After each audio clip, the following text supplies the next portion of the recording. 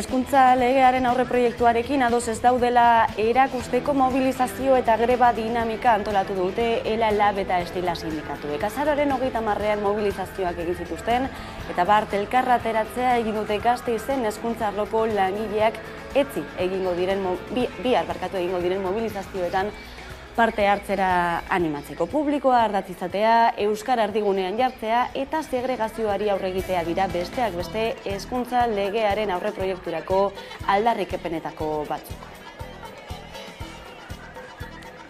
Kaixo guztioi, eguerdion eta ongi etorriak gurean gaur magazinera. Abenduak amaitu ditu gaur asteartean. Atzoko elkarrateratzearen ondotik bihar mobilizazioak egingo dituzte ELA, LABek eta Estilasek euren aldarrikapenak hezkuntza legearen aurreproiektuan jasotzea dute helburu.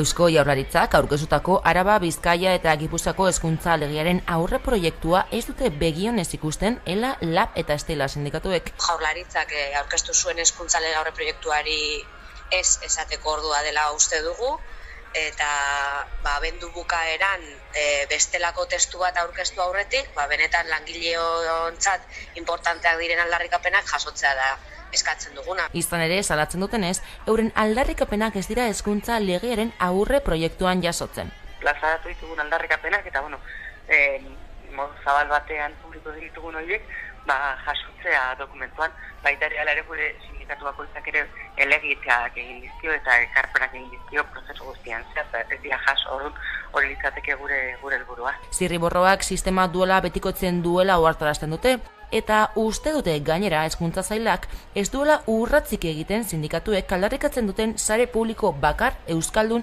eta propioa lortzeko bidean. Nahiko genukena da, euskalduna izango den, buru jabea izango den, publikoa izango den, eta kurrikulum propioa izango duen, eta lan baldintza egokiak izango dituen, eta inklusiboa izango den hezkuntza sistema bat ez. Eta uste dugu, gaur egungo hezkuntza sistemak, hori guztia gainditzeko beharrezko izango lukeen lege batek norabide horretarako pausoak ezarri beharko lituzkeela, ez? Edo nola ere gogoratu dute 2021etik daramatela aurre proiektuari ekarpenak egiten. Prozesu honen hasieratik eskaini zaizkigun marko guztietan egon gea eta egoteko presa gaude, baina ez dugute bestrako aukerarik eman greba egitea baino. Eskaera horiek edo aldarrikapen horiek ez direla aintzat hartzen ari fase desberdinetan, ez? Hala, sindikatuen eskaerak aintzat hartzea eskatzeko mobilizazio dinamika abiatu zuten. Momentuz baina ez da negoziazio biderik ireki Jaurlaritzarekin. 5 egun hauetan ez direla gurekin harremanetan jarri, ez da negoziazio biderik ireki. Lehenago ere ez, eta langileak eta langileen ordezkariak, ez dugu prozesu guzti honetan protagonismorik izan negoziatzeko, ez? Alderdi politikoen artean hezkuntza akordio bat egin zuten, parte hartu dugu bakoitzak bere posizioa azaltzen, baina ez da inolako negoziaziorik eman. Sindikatuek gainera ez dute baztertzen mobilizazio gehiago egitea. Baina posible gu argi dago gure helburua eragitea dela. 12:30 aurrera izango dugu gurean Ikoitzarrez Euskal Herria Bilduren legebiltzarkidea eta luze hitz egingo dugu hezkuntza legearen zirriborroaren gainean. Beste gai batzuk ere gaurkoan, orain 10 egun Donostia ospitaleko zerbitzu buruek hasitako protestak segia izan duelako eta elkarretaratze bat egin dutelako Osakidetzaren kudeaketa auzian jartzeko. Eusko Jaurlaritzako lehendakari Iñigo Urkulluk hizpide izan du gaur gaia ekitaldi batean eta esan du protesta egin duten sendagileen aldarrikapenak ulertzen dituela eta konfiantza duela gatazkak izango duen bideratze egokian. Kudeatzaile talde berria jarri du Osakidetzak esian eta horren bidez konponbiderako urratsak egingo direla uste du Urkulluk. Donostialdeko erakunde sanitarioan piztutako krisia ez da baretu. Zerbitzu buruek euren protesti eutsi diete. Goizeko lehen orduan elkarretaratzea egin dute Donostiako ospitale atarian Osakidetzak kargugabetu dituen erietxeko arduradunak berriz hartu ditzatela eskatzeko. Itziar Perez Donostialdeko esiko kudeatzailea eta Idoia Gurrutxaga zuzendari medikoa dira kargugabetuak. Kargugabetze horien ondorio zuzendaritza eta lehia osoak dimisioa eman zuen eta abenduaren 2 ari dira Donostia ospitaleko atarian kontzentratzen, osasun sailaren elkarrizketarako deiaren zain. Bada Eusko Jaurlaritza elkarrizketarako prest agertu da. Iñigo Urkullu lehendakaria gogorarazi du osasun saila eta osakidetza plan estrategiko bat lantzen ari direla eta Donostialdeko esiko arduradunak arazoa konpontze saiatzen ari direla. Ildo horretan lehendakariaren arabera osakidetzak hazkunde krisia du eta horrek antolaketa aldaketak egitera behartzen du. Es posible que todos los hospitales cuenten con las mismas unidades hospitalarias o en un país de 2.100.000 habitantes hay que interpretar lo que es trabajar en red para garantizar a toda la ciudadanía los mejores cuidados, las mejores atenciones posibles. Krisi sanitario honen erdian bestalde Gotzone Sagardi osasun sailburua Eusko Legebiltzarrean egon zen osakidetzako euskara plana aurkezten astelehenean, baina osakidetzan piztutako krisiaren inguruan etzen mintzatu. Hori ala oposizioak gogor egin zion. Erreakzio horien aurren sailburua gogorarazi du horretarako agerraldi bat eskatua duela eta dagokionean emango dituela eman beharreko argibideak. Bien bitartean baina Donostialdeko esiko zerbitzuburuak osakidetzako zuzendaritzaren zain daude, egoera bideratu eta konpondu ahal izateko. Osasun sailak ordea ez die erantzun elkarrizketarako eginiko deiei. Bitartean goizero bilduko dira ordu berean auzia konpondu arte.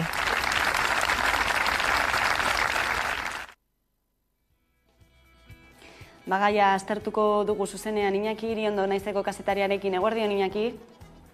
Eguerdion. Kaixo, Iñaki? Bai, ez da entzuten? Nik ez dut entzuten, ez dakit berak entzuten gaituen? Bai, entzuten dugu, barkatu Iñaki. Esaten ari ginen, ez da? Azken egunotako Donostialdeko esian piztutako krisi hori ikusita, azken egunotako bilakara hori ikusita, ez dakit zenolako dimentsio hartzen ari den osakidetzako krisiak?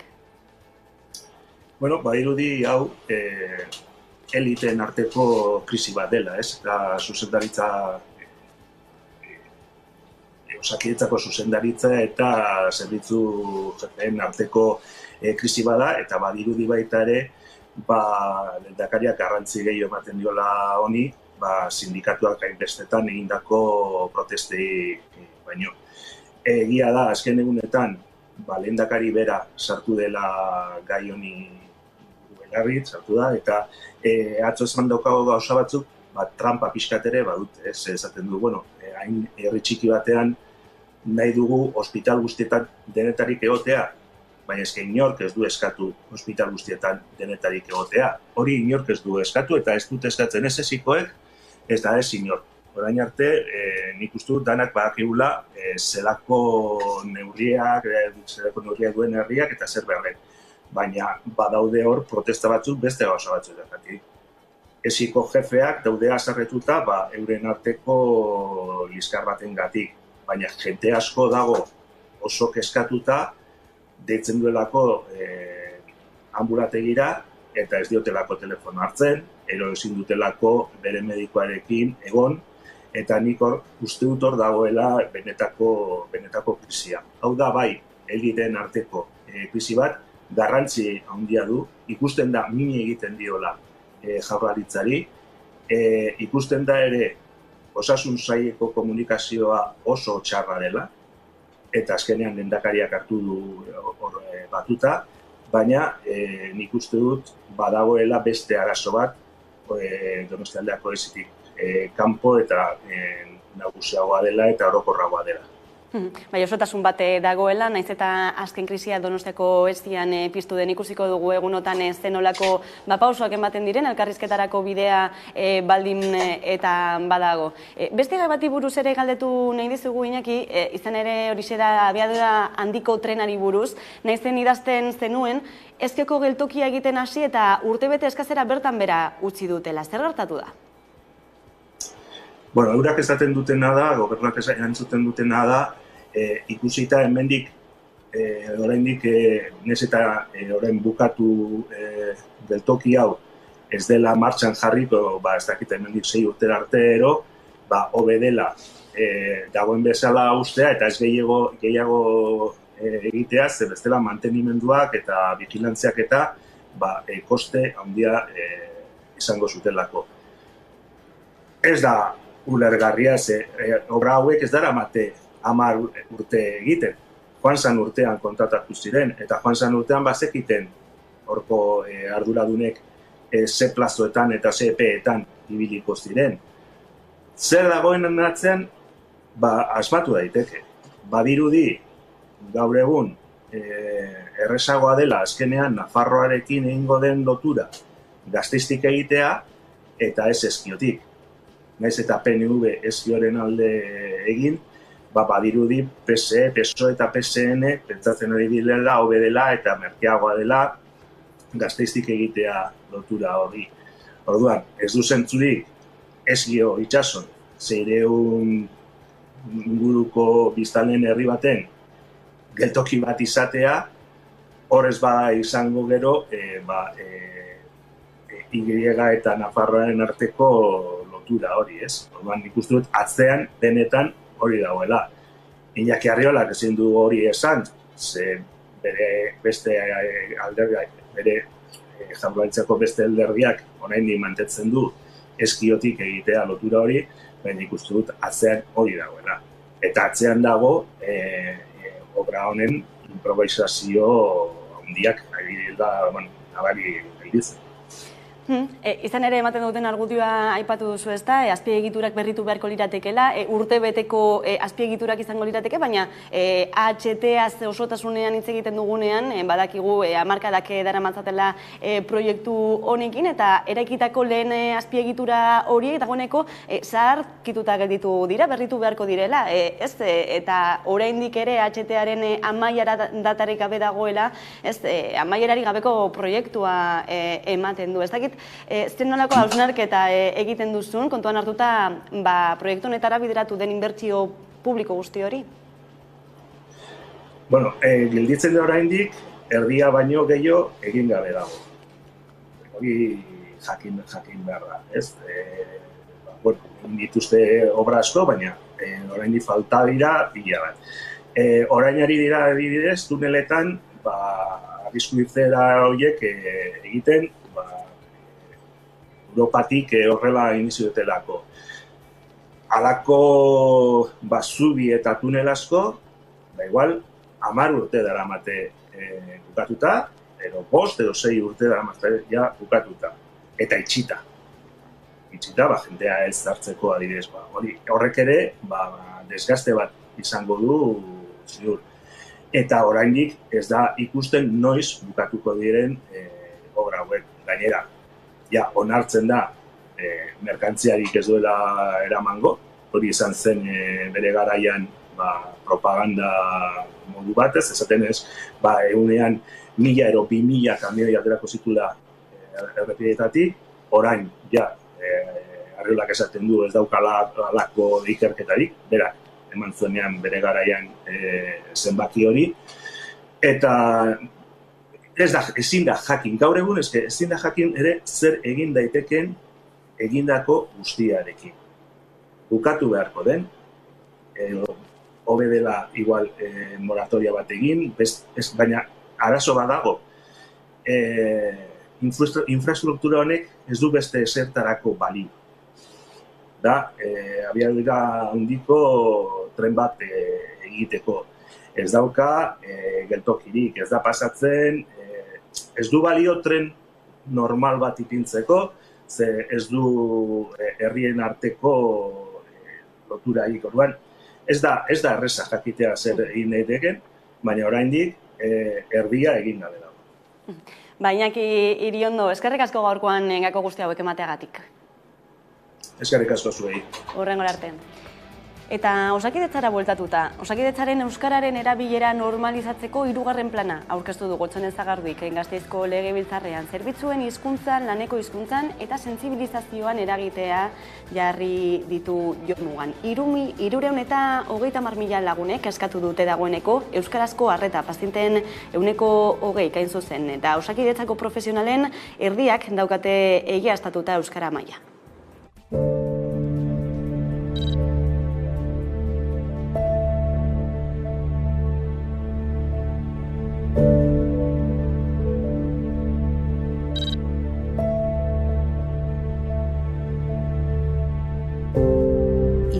Euskara planak 3 printzipio osagarri ditu.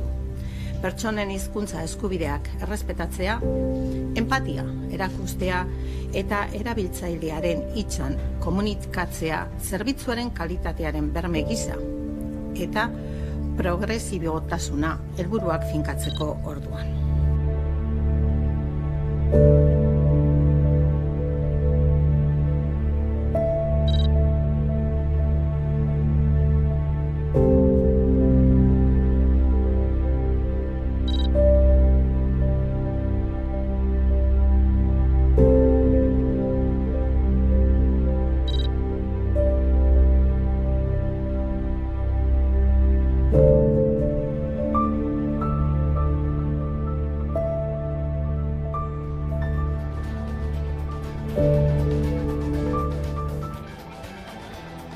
Eta urtarrilaren 7 deitutako manifestazioaren atarian, sare herritarrak Gabonetan ere mobilizatzeko deia egin du.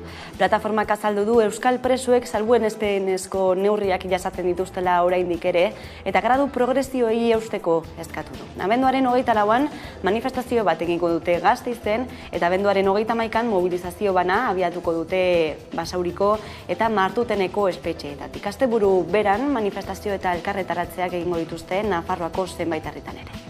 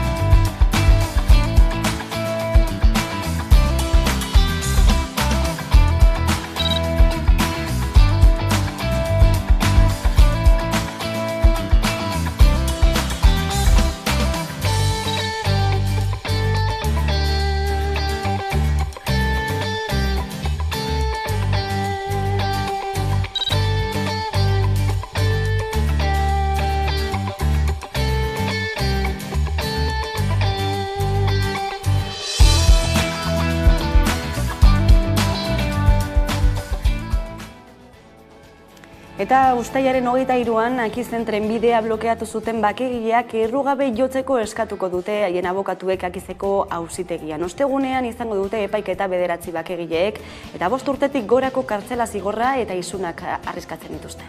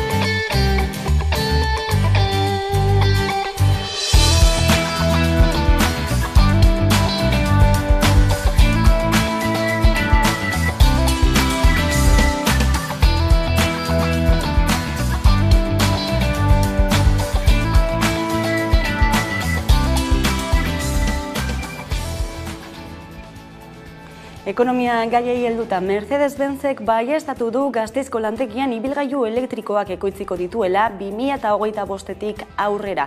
Europako lantegietako banaketa erabakita Gasteizko planta elektrifikatzeko iragarritako 1.200 euroko inbertsioa baieztatzea falta da orain. Mercedes enpresak iragarri duenez 2025ean Gasteizko lantegian furgoneta elektrikoak ekoitziko ditu. Emilio Titosek Gasteizko plantako zuzendariak irailean aurreratu zuen albistea. Hala ere, Alemaniako multinazionalaren baieztapen ofiziala falta zen.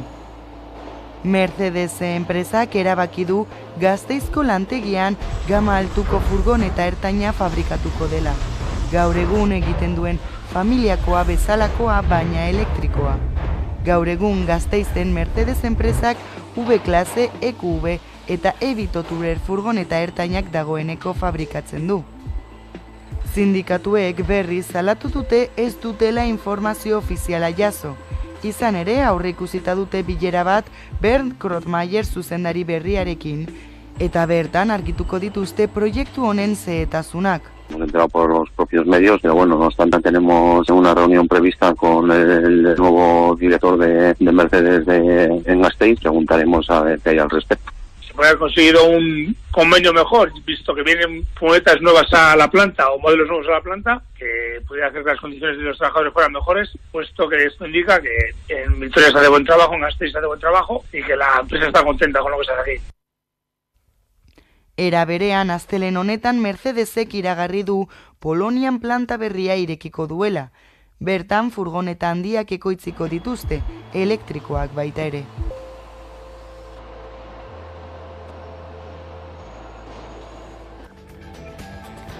Hautsi gurpila apustuen aurkako kanpaina aurkeztu du Gasteizko udalak. 14 eta 21 urte arteko gazteei zuzendutako kanpainak, jarduerak, ekitaldiak eta eduki digitalak bilduko ditu. Kanpaina honen helburua da balioan jartzea sustantziarik gabeko adikzioak gizartearen arazoa direla. Besteak beste, ausasko jokoekiko eta kirol apustuekiko adikzio kasuak. Hautsi gurpila lelopean Gasteizko udalak eta Elkarrekin Podemos alderdiak apustuen aurkako kanpaina aurkeztu dute. Kanpaina honekin salatu nahi dute sustantziarik gabeko adikzioak. Besteak beste, ausazko jokoekiko eta kirol apustuekiko adikzio kasuak gizartearen arazoa direla. Izan ere, gazteen 24% iragarri du noizbait jokatu duela azken urtean. Kanpaina 14 eta 21 urte arteko gazteei zuzenduta dago. Izan ere, biztanleria hori askotan jokora eta apustuetara nolabaiteko arintasunez gerturatu ohi da. Benetako kontzientziarik gabe eta adikzio arriskuak berekin dakarren benetako neurria zein den jakin gabe. Kaltegabekoa dela pentsa dezakete, baina ez da hala. Jarduerak, ekitaldiak eta sare sozialetan eta beste plataformetan partekatutako diren edukiak abian jarri dituzte. Kanpainaren talde sortzailea Gasteizko gazteek osatu dute eta sorkuntza arloko profesionalen zuzendaritza artistikoaren pean lan egin dute. Egindako lanetik adikzio batek sortzen dituen 4 etapak islatzen dira bideoan. Aurkikuntza, amezkeria, galera eta alternatiba. Bideo horiek osatzeko gorputz adierazpenaren bidez, egoera eta sentimendu horien bir sortzen dituzten laudantza sortu dituzte. Y, por ejemplo, muchos de los participantes, el laboratorio de AD, la gente de ahí, nos ayudó mucho como a meternos en el papel. Como habían investigado tal, nos enseñaron a cómo meternos y pues había momentos en los que sentías de verdad cómo se sentía la gente que está metida en las apuestas, lo cual te da muchas más ganas de ayudarles a que salgan de ahí, que salgan de su rueda. Y fue un proceso bastante muy bonito. Abenduaren 15ean, kanpaina osatzen duten 8 lan horiek aurkeztuko dira Gasteizen Kubikaretoan hain zuzen ere. Eta eguneko beste fokua Zumarragan eta Urretxun dago, gaurkoan ospatzen ari direlako Santa Lutzi feria. Itxaronaldiak merez izan du eta 2 urteko etenaldiaren ondoren heldu da berriro ere. Pandemia aurreko formatua berreskuratu du, bertako produktuen azoka, musika emanaldi eta kirol jaialdiekin. Gazte gripea dela eta ez da oiasko eta kapoi sariketarik izango aurten dena den. Euskal Herriko produktuen salmenta, Arabako Errioxako ardo azoka, txapelketen zari banaketa, egitarau oparoa dute gaurkoan. Kirolak ere, aparteko tartea izango du Santa Lutzi egunean, herri kirol jaialdia, profesionalen arteko pilota partidak eta ohiko idiprobak izango dira. Musika eta kirolaz gain, argazki ralia ere izango da goiz guztian zehar, eta nola ez, Artxintxakur erakustaldia ere. Eta nazioartera begira jarrita Peruko gobernuaren aurkako manifestazioetan hildakoak 7 dira eta zauritatuko poliziak 100 baino gehiago dagoeneko. Manifestariek Pedro Castillo presidente ohia askatzea eta presidentetzarako hauteskundeak deitzea eskatzen dute. Dina Baluarteren gobernuak larrialdi egoera ezarri du 60 egunez herrialdeko 3 eskualdetan eta eskusidatzitako eskutitz bat zabaldu du Castillok sare sozialetan. Idatzian adierazi du Baluarte usurpatzaile bat dela, bahituta daukatela, ere salatu du agintari hori espetxeratuak, Peruko hauteskundeak 2024 aurreratzea asmo ditu Baluartek. Eta Belgikako poliziak Europako Parlamentuaren egoitza miatu du Bruselan Qatargate auziagatik. Belgikako poliziak miaketa egin du arratsaldean Europako Parlamentuaren egoitzan, Bruselan, Qatarrekin lotutako ustezko ustelkeria auzia ikertzeko beharrezkoak diren datuak konfiskatzeko. Qatarrek ukatu egin du Europarlamentuko ustezko ustelkeria kasuarekin loturarik izatea. Gurera bueltazu, Zitzuliak 2023ko etapen irteerak eta helmugak jakinarazi ditu. Lasterketa Gasteiztik abiatuko da apirilaren 3an eta Eibarren amaituko da hilaren 8an larunbatean.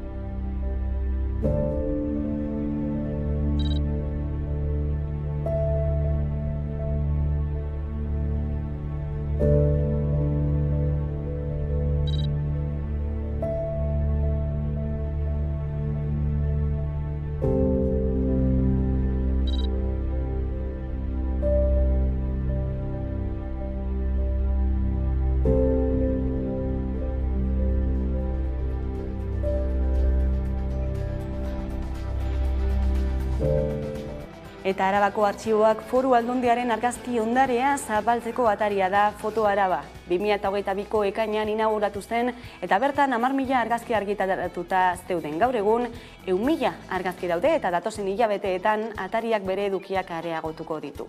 Horrekin utziko zaituztegu eta segituan izango gara bueltan eguneko elkarrizketarekin. Gaurkoan Ikoitzarrez Euskal Herria Bilduren legebiltzarkidea izango dugu. Orain arte.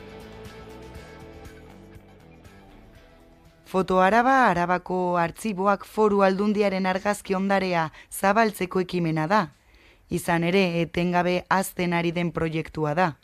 Aurten, ekainean hain zuzen ere, inauguratu zen 10.000 argazkirekin. 6 hilabete igaro ondoren, bikoiztu eginda volumena eta doako kontsulta eta deskargatzeko argazki historiko gehien dituen Euskadiko webgunea bihurtu da. Atariak 195.000 kontsulta baino gehiago jaso ditu. Irudi kopurua azkeneko handitzearekin batera, Foto Arabak erakusketa virtual bat erantzi du. 1954an Deportibo Alabestaldea lehen maila igo zen garaikoa. Horrekin batera, espezialistek egindako 5 erakusketa tematiko argitaratu dituzte.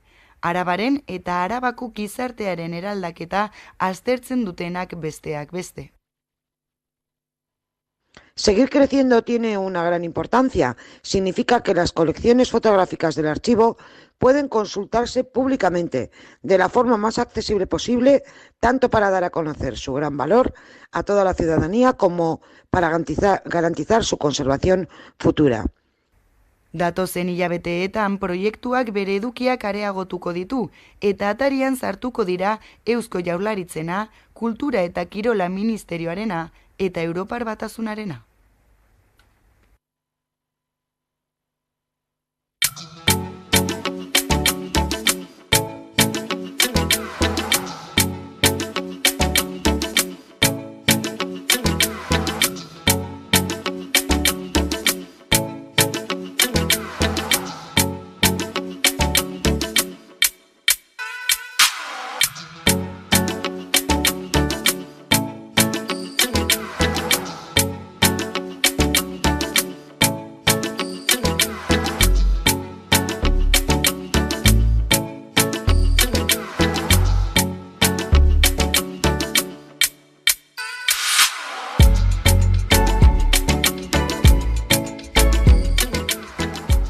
Kaixo, gaurkoan Zaraitzu ibarrera gerturatuko gara. Batetik Otsagi herria ezagutuko dugu. Eta bestetik Zaraitzu ibarreko Itzaltzu herrira joanen gara. Bertan, kondaira polit bat entzunen dugu. Etorri nahi duzu, Guazen.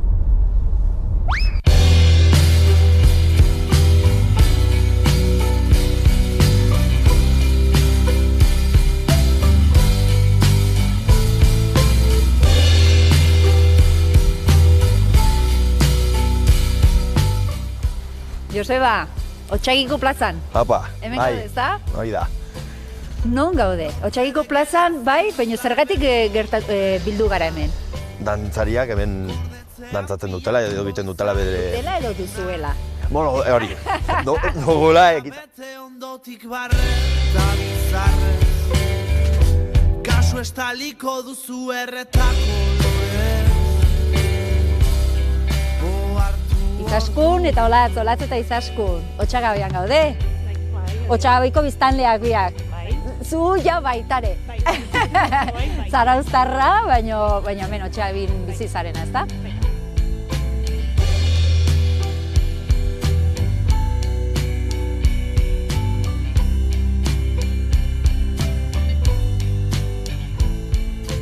Itzaltzura batez ere garri zaituzten, baita ere Gartxoten historioak kontatzeko. Korridorea osorik zugabe ez dadia izan inoretxean. Sergio, ni zurekin elkartu naiz gehien bat horitean egunaren inguruan hitz egiteko. Bertan ospatzen duzuen egun bat da, jai bat da, baina zer da horitean? Ohartu orduko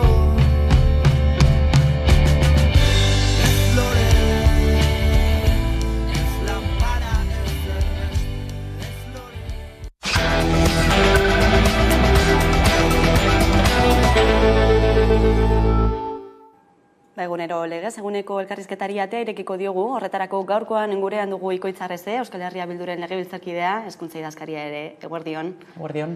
Bueno, hezkuntzaz arituko gara, ordu erdi honetan zeharen zuzen ere biharko deituta dute labeketa estilazek, mobilizazioa, hezkuntza legearen zirriborroaren aurka, ulertzen dituzu egiten ari diren kritikak? Bai, nik uste dut ulerkorrak direla sindikatuek maigaineratu dituzten kritikak eta maigaineratu dituzten ekarpenak eta, samarra dukagu Euskal Herria Bildutik ere bat egiten dugula kritika horiekin eta bat egiten dugula sindikatuek modu orokor baten egin dituzten aldarrikapen horiekin, ez? Iruditzen zait, legitimoak direla egiten dituzten aldarrikapen horiek eta, sindikatuek oraingo honetan greba aukeratu dute mobilizazio esparru gisa eta guri erabat zilegi iruditzen zaigu hori. Dena den, iruditzen zait ere, eta guk ere ariketa hori egin dugu, ezta? Eta nahiko nahaztia dago giroa, eztabaida pilpilean dago, hezkuntza lehen lerroa hartu du, eta iruditzen zait, sosegua behar dugula, eta nolabaiteko brotxa lodi horretatik aratago, pintzel fina ere behar dugula, ezta?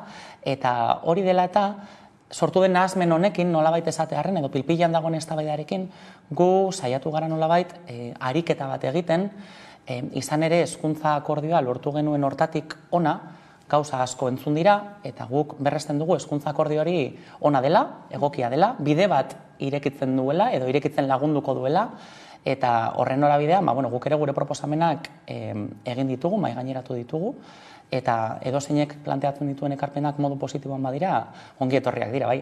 Baina egiten diren kritiken artean, esaten da ez, hezkuntza itun horretan lortu zena ez dagoela islatuta zirriborroan, hori horrela da?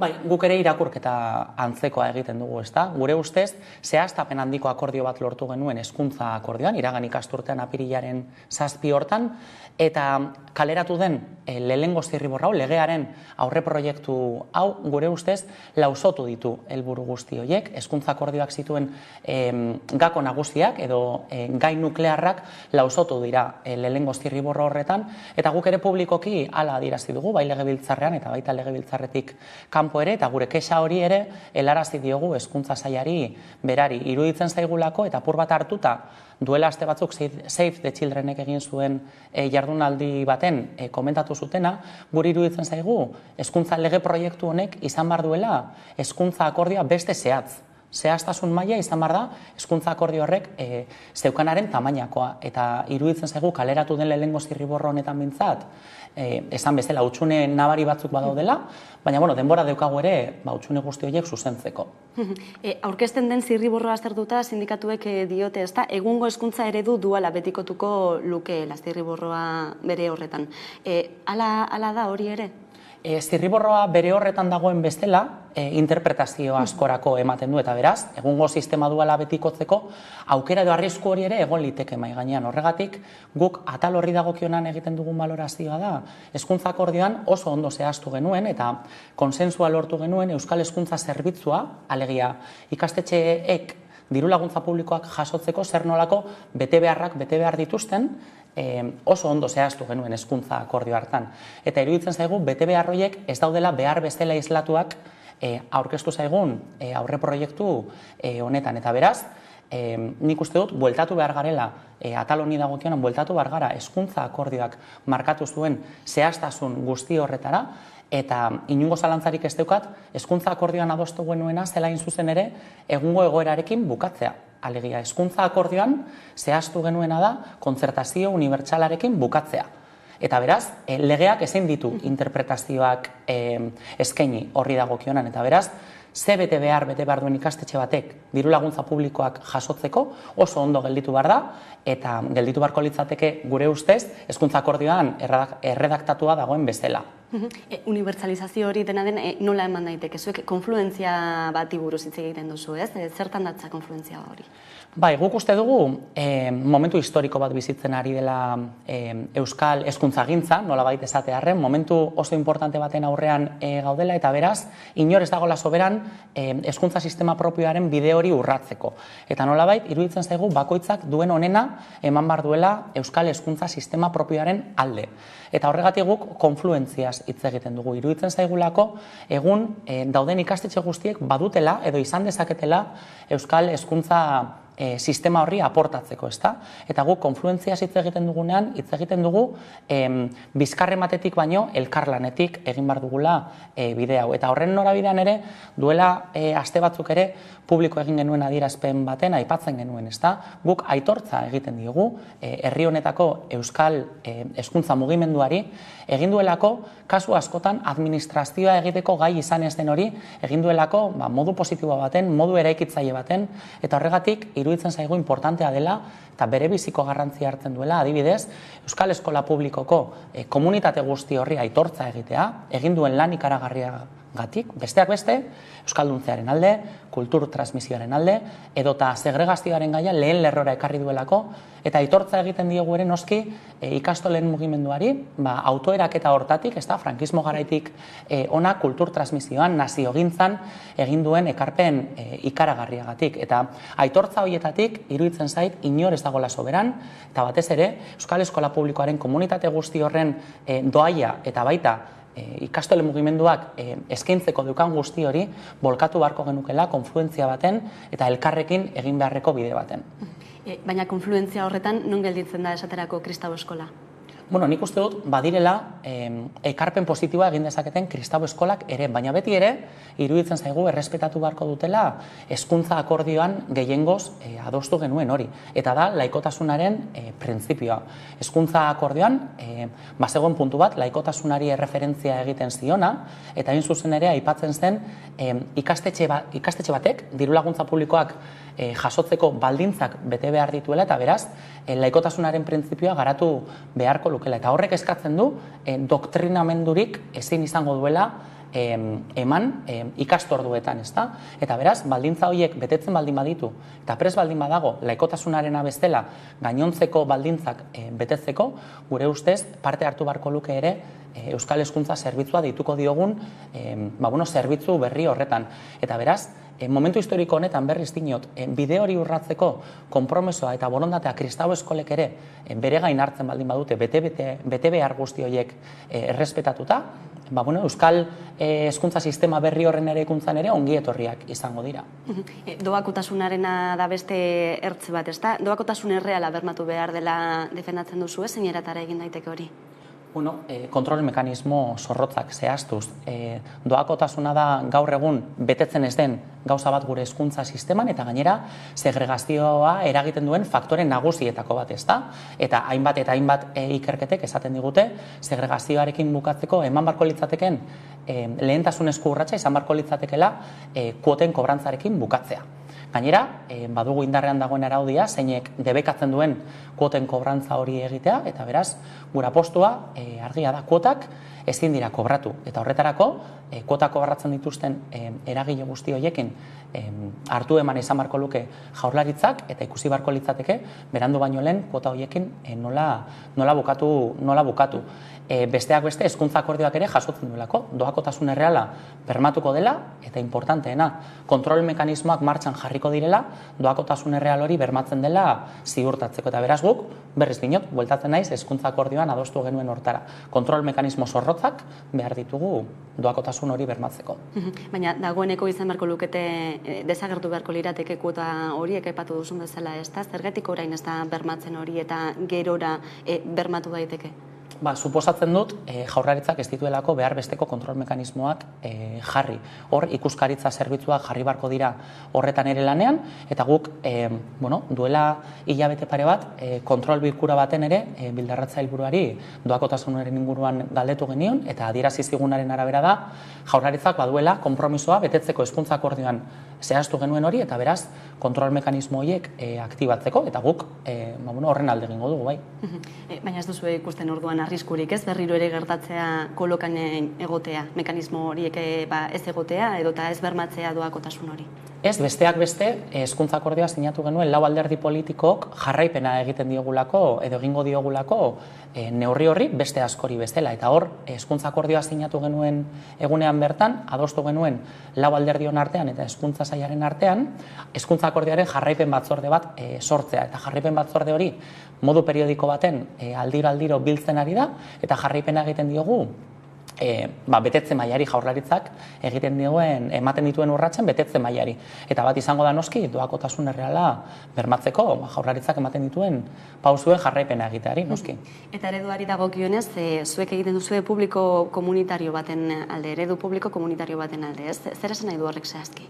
Lehen aipatu dudan konfluentziaren bidetik ulertzen dugu guk eredu publiko komunitario hori. Egia da, guretzako Euskal Herria Bildurentzat, iazko ikasturtean zehar, gure militantziaren artean, bilkiden artean, gogo eta prozesu bat abiarazi genuen, non definitu genuen gure hezkuntza eredua, gure hezkuntza proiektu estrategikori zein den. Eta etorkizun baten, epe luze baten, bai argi ikusten duguna da Euskal Herriak behar duela Euskal hezkuntza sistema publiko burujabe bat. Baina hezkuntza sistema publiko burujabe hori lortzeko hainbat urrats eman behar dira. Eta orain iruditzen zait, bide horretan lehenengo fase baten kokatzen garela, konkretuki Araba, Bizkaia eta Gipuzkoan, eta lehenengo fase hori itzuli da hezkuntza akordioan. Orain hezkuntza akordio hori lege bihurtu behar da eta lege hori garatu behar da.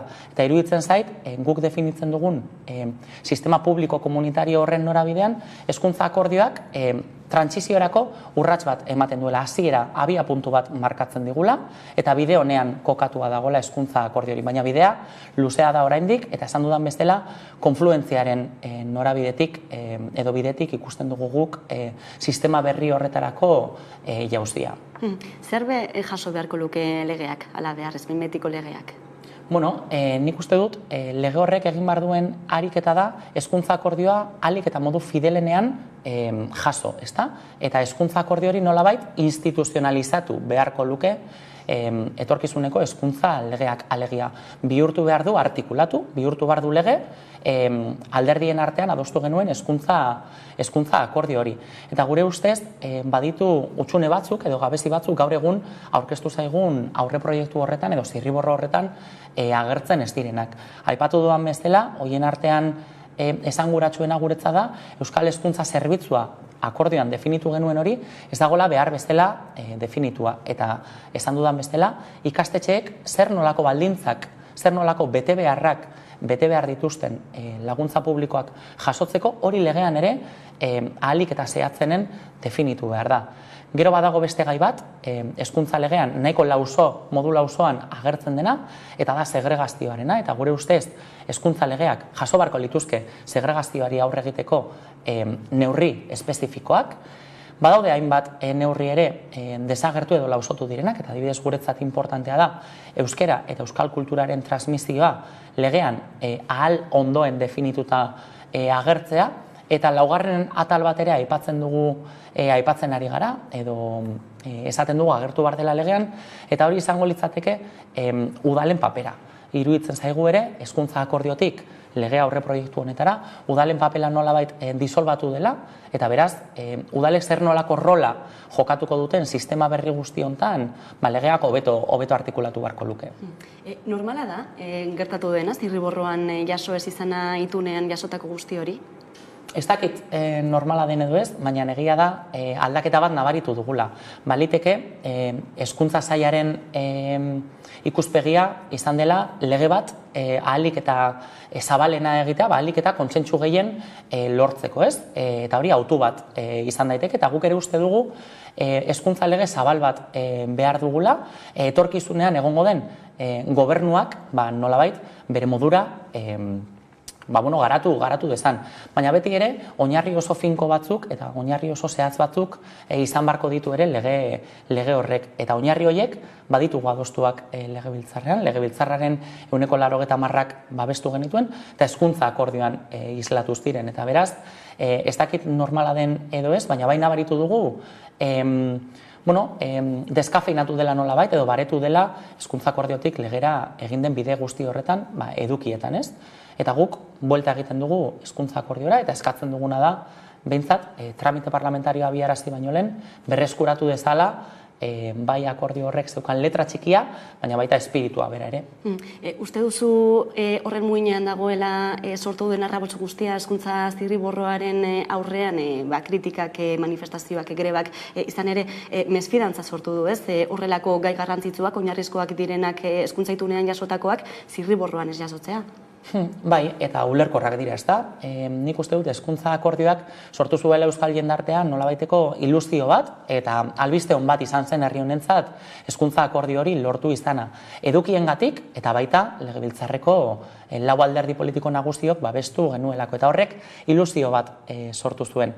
Egia da, hilabete hauetan aldaketak egon direla akordio horretatik legearen lehengo zirriborro hortara, eta nolabaiteko nahasmena sortu duela, eta hainbat sektoretatik kritikak jaso dituela.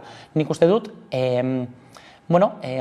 hezkuntza sailak entzun duela, edo espero dut behintzat hezkuntza sailak entzun izana kritika guzti horiek, guk ere, Euskal Herria Bilduk ere, helarazi dizkiogu gure kexak hezkuntza sailari, gure zalantzak, eta gure proposamenak ere egin ditugu, hobetu dadin, gobernu kontseiluak etorkizun baten onartuko duen lege zirriborro edo lege proiektu hori. Berriki egin duzu Euskal Herria Bildu hezkuntzari buruzko konferentzia, Kataluniako hezkuntza sistema ardatz izan da, ez? Edo adibide izan da, zenolako ondorioak jaso dituzue? Goi mailako konferentzia bat antolatu genuen aurreko astean, herrialde katalanetatik etorritako hiru kide izan genituen, eta gainera oso aberasgarria izan zen, izan ere hiru kide hauek aukeratu genituen badutelako zerikusia Katalunian legea sortu zutenetik honako ibilbide guzti horrekin, ezta? Eta hori dela eta egungo hezkuntza sailburu ordea gonbidatu genuen ere bere garaian Kataluniako hezkuntza legea egin zuen garaiko hezkuntza sailburu ordea, eta horrek guztiak nolako implementazioa duen udal mailan jakiteko, egungo Lleidako alkatetzako kidea gonbidatu genuen ere bai. Eta hiruren artean irakaspen asko utzi zizkiguten mahai gainean, eta nik uste dut ondorio oso positibo batzuk jasotzen ditugula, batez ere, ez dugulako nahi herrialde bateko edo besteko eredua kopiatu eta gure erakarri, baina bai nahi dugu indarrean dauden eredu horietatik ikasi. Eta nik uste dut, hainbat irakaspen mahai gainean plazaratu ditzakegula, ez? Eta nik mahai gainera ekarri nahi dut, 2009an sortu zutela edo eraiki zutela, adostu zutela Kataluniako hezkuntza legea. 2009-tik 2022 denbora asko pasatu da, eta beraz, nik ekartzen dudan jardunaldi horretatik, konferentzia horretatik ekartzen dudan lehenengo irakaspena da, hezkuntzan aldaketak ezin direla egun batetik bestera eman. Eta 2009an lortu zuten hezkuntza lege bat Katalunian, 2022an daude, eta badituzte funtzionatzen dieten eta funtzionatzen ez dieten hainbat kontu.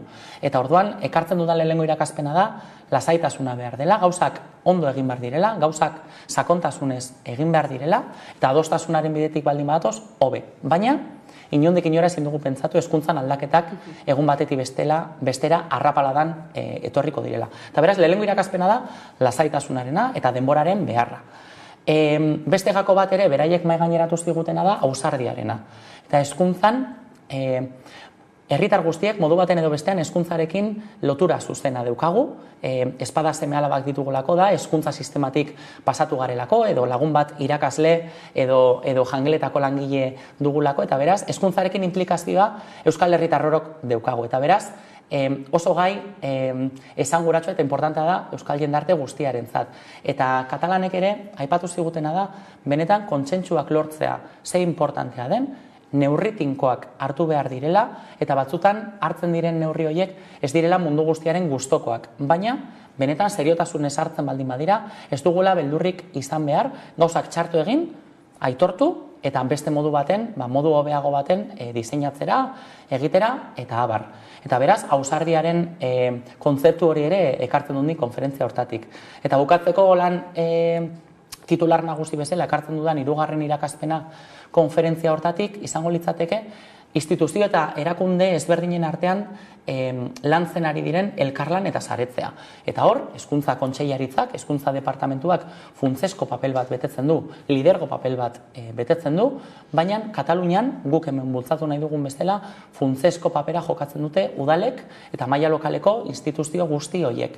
Eta nik uste dut ere gurean horren bidean joan behar garela, izan ere defendatzen dugu kilometro zero hezkuntza, gertuko hezkuntza defendatzen dugu, iruditzen zaigulako gainontzeko politiketan bezala udalak direla herritarrengandik gertuen dauden instituzioak eta beraz herritarren beharrak hoberen azebeteko dituzten instituzioak. Eta horretan, nik uste dut hezkuntzan ere, ikasleen beharrak hobeto ezagutzen dituzten instituzioak udalak dira, eta beraz Kataluniatik ere, hezkuntza saila eta udalen arteko elkarlan hori ere oso aberasgarria gurera ekartzeko izan daitekela iruditzen zait. Kataluniako hezkuntza sistemak ere badu integratua hizkuntzaren auzian murgiltze eredua, ezta? Gurean ere hori posible izango da? Bueno, nik uste dut posible izatea baino dela, hemendik egiten dugun irakurketa ahalik eta zintzoena egitea eta ahalik eta objektiboena egitea, ezta? Katalanei funtzionatu die, katalanezko murgiltze eredua, hala esan ziguten, eta hala da, ehuneko oso handi batek, ehuneko 80tik gora babesten du Katalunian beraien murgiltze eredu hori, eta gainera kohesio sozialerako, aukera berdintasunerako eta inklusiorako eredu hori dute ardaztuta hezkuntza sistema eta blaitu egiten du hezkuntza sistema guztia. Nik uste dut hemen badagola beste kontsentsu orokortu bat, eta hezkuntza akordioak ere hori horrela jasotzen zuen, eta da, jauzi bat eman behar dugula euskalduntzean. Eta nik uste dut argi gelditu dela, eta euskalgintzak eta hezkuntza komunitateak ere hala adierazi digu azken hamarkadan, indarren dauden A, B eta D ereduek ez dute behar besteko euskalduntzea bermatzen. Eta beraz, jauzi bat eman behar dugu bestelako eredu baten norabidean. Horrek zer nolako itzulpena du? Hezkuntza akordioak itzulpen zehatz bat egin du horrena, eta ikaste eredu orokortu baten inguruan hitz egiten genuen. Eta hezkuntza akordio horrek ere zehazten zuen guretzako funtsezkoa zen gauza bat. Eta da, zer nolako hizkuntz gaitasuna lortu behar duen ikasle orok, berdin du ze ikastetxetan egon, zer nolako hizkuntz gaitasuna lortu behar duen derrigorrezko hezkuntza bukatzean, DBH 4. maila bukatzean. Eta hori B2 izan zen, Europako markoak agintzen duen B2 maila izan zen hori.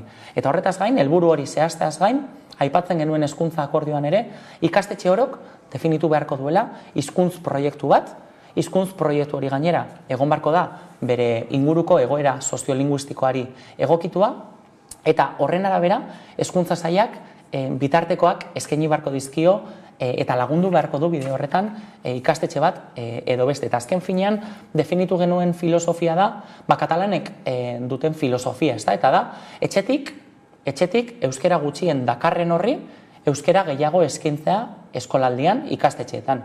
Eta guk horren alde egingo dugu. Euskal kurrikulumaz ere badakezka, ez da zergatik ez da hitz egiten ari kurrikulumari buruz? Bueno, ez da hitz egiten ari, baina azken asteetan plaza publikoa ere hartu du, eta Euskal Herria Bilduk Euskal kurrikulumaz ere hitz egiten du. Gogorarazi nahi dut ere, joan den asteburuan, Durangoko azokan adibidez, Euskal kulturgileek adierazpen bateratu bat egin zutela, hain zuzen ere eskatuz, hezkuntza legea jaso beharko lukeela euskal kulturaren transmisioa. Eta nik uste dut horretan kontsentsu nahikoa ere badagola. Hezkuntza legeak inork ez du zalantzetan jartzen, edo gutxik bakarrik jartzen dute zalantzetan, euskal kultur transmisioa legez bermatu behar duela. Eta nik uste dut horren alde ere adostasun politiko berriak lortzeko borondatea badagola eta aukera errealak ere badaudela. Eta ez dugu ahaztu behar, kurrikulumari dagokionean, zoritxarrez, oraindik ere, Espainiar estatuaren menpeko herri bat garela, eta beraz, gure kurrikulumaren, momentu honetan, gure kurrikulumaren erdia, Madrilek duen lege organiko batek zehazten duela. Eta orduan, herri zapaldua garen enean, indarrak batzea bere biziko garrantzia deuka momentu honetan, eta adibidez, kultur eragile ezberdinek eta kulturgintzak egin duen ekarpenan, ikuste dut oso modu positiboan irakurri behar dugula, eta legindu behar garela kontsentsu politiko berriak lortzen, legeak bermatu dezan euskal kultur transmisio hori. Adostasun zabalez hitz egiten duzunean, ez duzu arriskurik ikusten agian alderdi politikoren batek izatea pisu gehiago besteek baino? Nik uste dut, eztabaida politiko desente eman genituela hezkuntza akordio hori lortu genuenean, hezkuntza akordio hori lortu genuenean, zehaztu genuen adibidez, euskarak eta euskal kulturak gure hezkuntza sisteman izan behar duten rola eta jokatu behar duten papera, eta izan behar duen pisua. Eta nik uste dut, alderdi batek edo bestek bestelako maniobrarik egiten baldin badu, hori aldatzeko, azaldu beharko du zer dela eta egiten dituzten aldaketa horiek edo proposatzen dituzten aldaketak, baina gu fidelak izango gara, sinatu genuen akordio horrekin, eta iruditzen zaigu norabide honean lortu genuela nahiko adostasun euskara eta euskal kultur transmisioaren alde, eta hori defendatuko dugu guk hezkuntza lege horretan.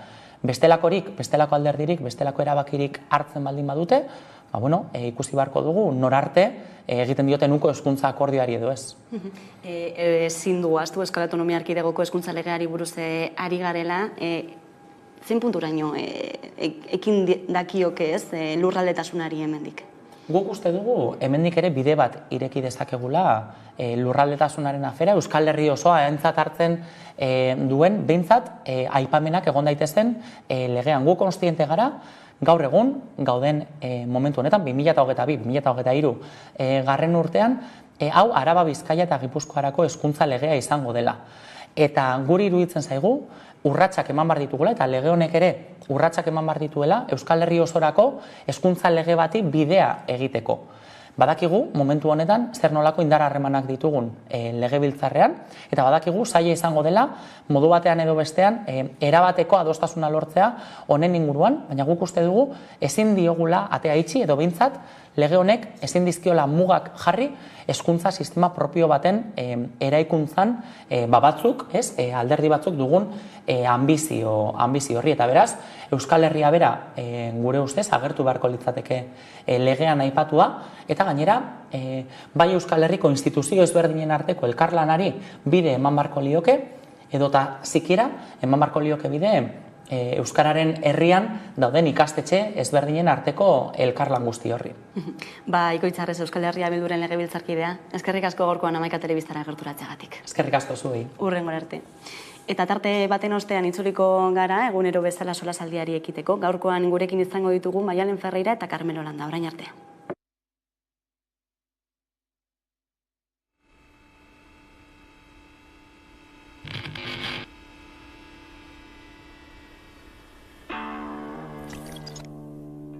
Mira que datoz hitzak da tiraka, noa. Sistemaren argitzalek ez dut dara. Gelditu nirea esten, dardara bera, eta berri zaien esanetan jada ezin dena esan. Esateko prest dauden pare bat bihotz bakar, kantzen anito dituzte eskoria nazionalak. Ez du nahi lotzarik bere baserri kontan.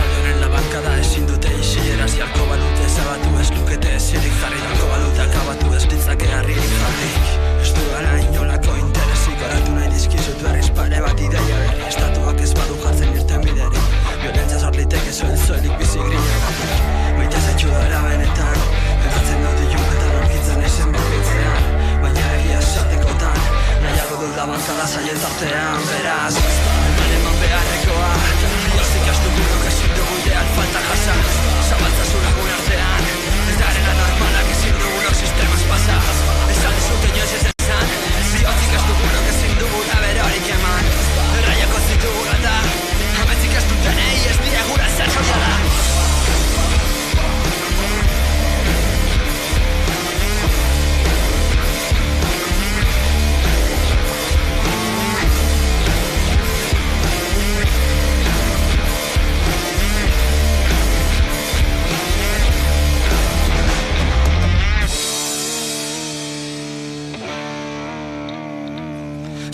Sordirerari, pertsona jebi, telebistan eztabaidan hitz preso gehiegi, partido honek ez dunek erik, bihotz gehiegi, kapitalaren itzalen errutinan galdurik, ez da geri guru santurik, ta esango dizut nik anon aurkitzen den bakea, utzizazu begira da utzik hasi berriz, noiz baita oinozenaren lema, ez nago herrimetan galdurik, ta esango dizut nik anon aurkitzen den bakea, utzizazu begira da utzik hasi berriz, esklabuan baten kondena.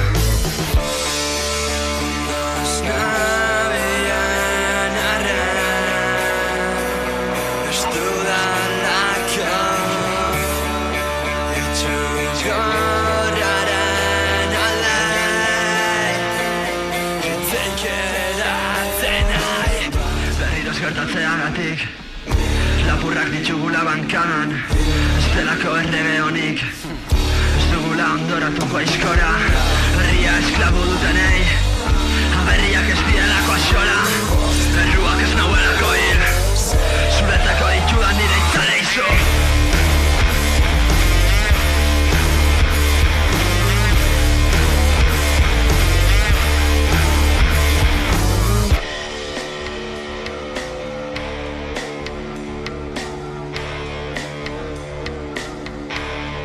Ez dielako axola, axola.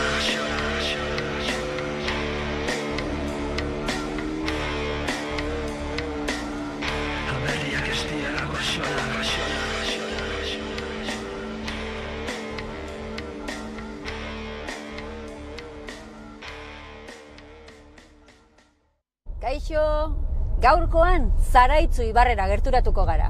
Batetik Otsagi herria ezagutuko dugu. Eta bestetik Zaraitzu ibarreko Itzaltzu herrira joanen gara. Bertan, kondaira polit bat entzunen dugu. Etorri nahi duzu, Guazen!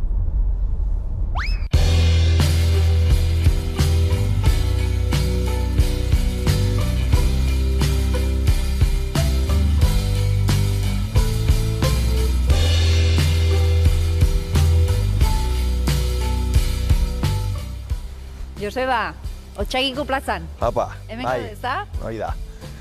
Non gaude? Otsagiko plazan, bai, baina zergatik bildu gara hemen? Dantzariak hemen dantzatzen dutela, edo egiten dutela bere... Dutela edo duzuela? Bueno, hori. Dugula egiten. Kasu estaliko duzu erretako Izaskun eta olatz eta Izaskun. Otsagabean gaude? Otsagabeiko biztanleak biak. Zu ja baitare. Zarauztarra, baina hemen Otsagabin bizi zarena, ezta?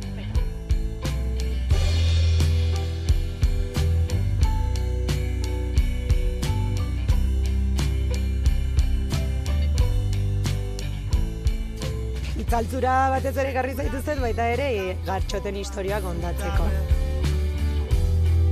Korridorea osorik zugabe,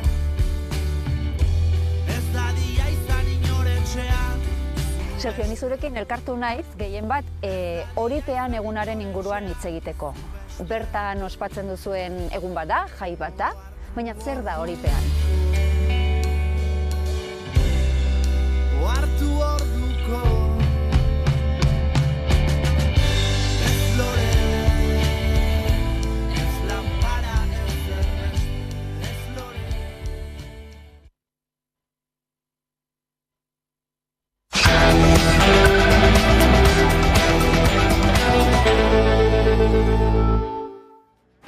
gure... Eta egunero lege solasaldiari ekingo diogu, horretarako gaurkoan gurekin ditugu alde batetik Maialen Ferreira, eguerdion. Eguerdion. Eta Carmelo Landare gurekin, eguerdion. Eguerdion, bai.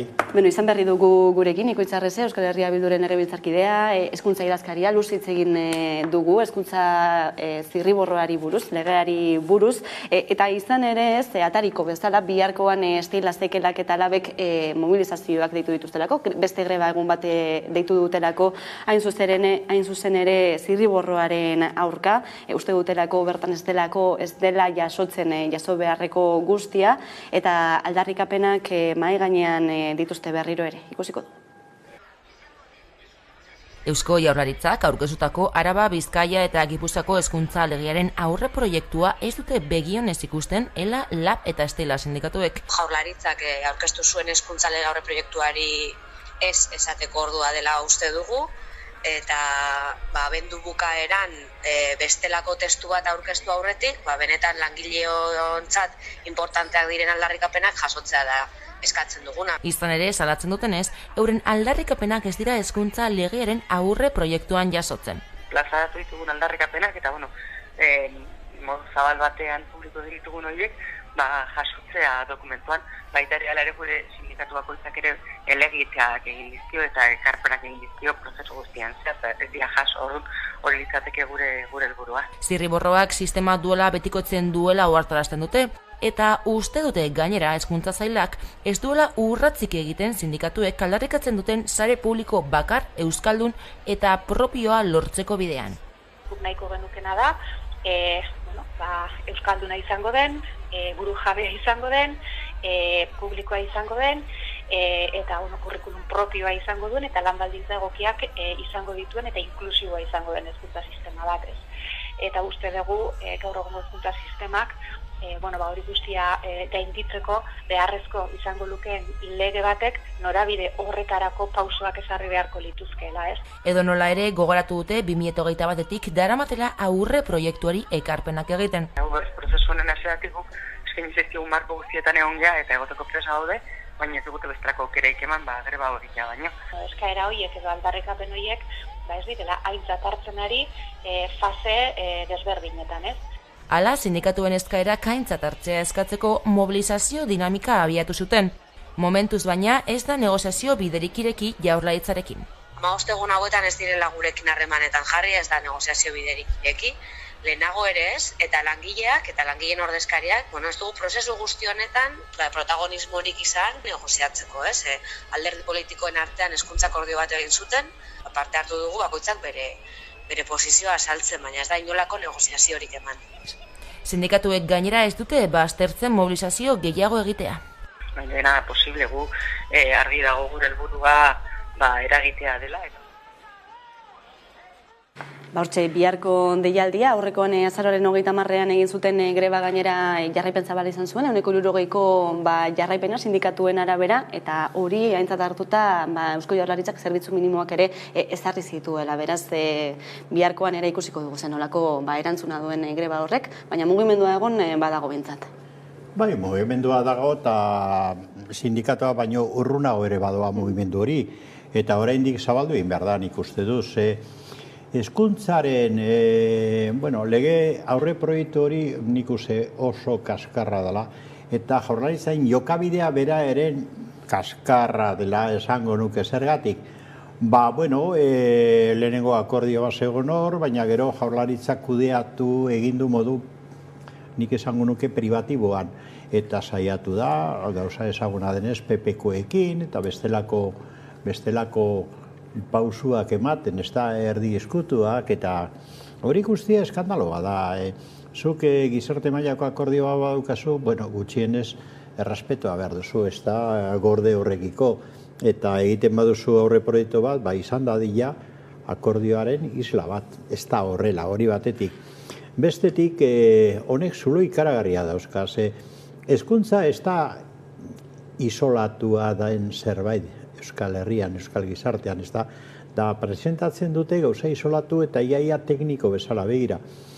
Sindikatuek greba egiten dute, konforme 14an, baina 10ean, pasan larun batean, Durangoko azokarekin bat eginda, hor egon zen konzentrazio bat oso mamitsua kultura munduko ordezkariena, eta ez edonolako ordezkariak. Hor zeuden liburugintza, unibertsitatea, beste zulo bat hor falta dena, eta idazleak, sortzaileak, eta hainbat ordezkari, ezta? Eta hori planteatzen zuten, legean ez datorren, proiektuan ez datorren, da nik uste hor txertatu behar den, atseki behar den elementu importante bat, eta da euskal kulturaren erreferentzia mundu hori.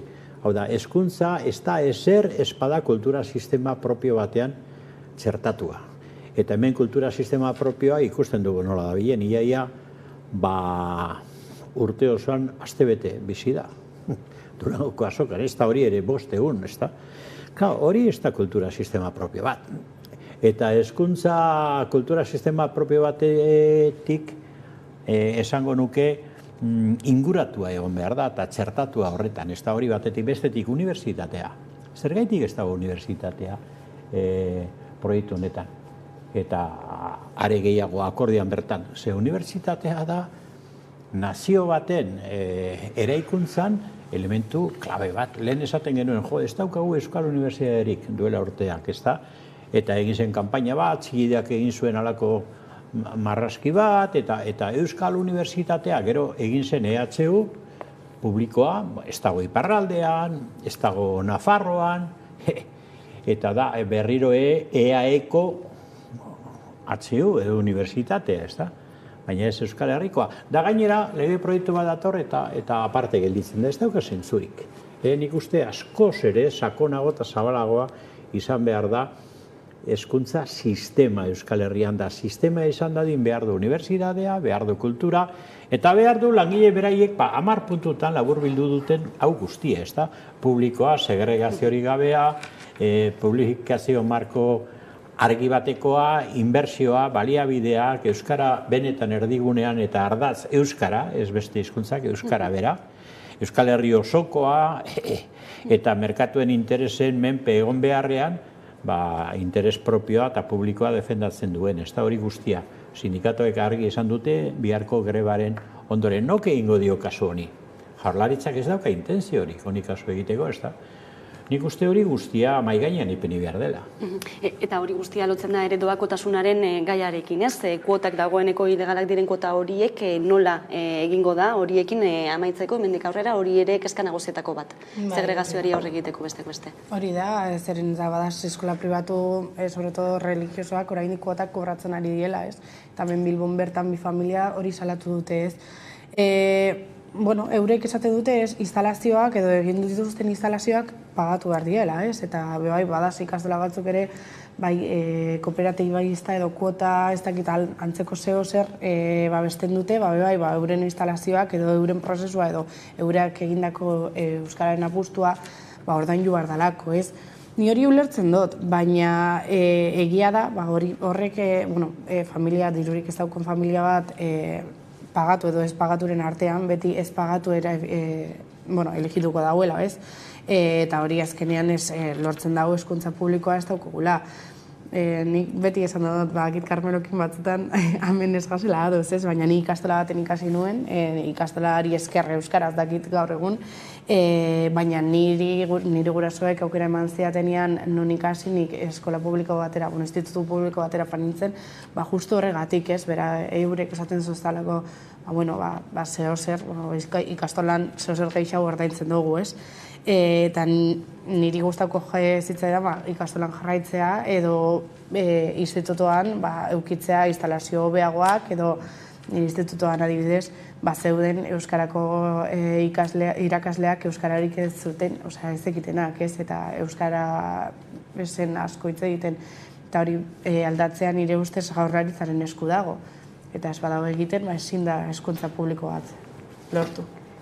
Bai, nik uste hemen debate honetan argitu behar den dagoen aste bat ere da eskola publikoa, ikastola, pribatua, hori guztia ez da argitu, eta argitu beharra dago, ez da.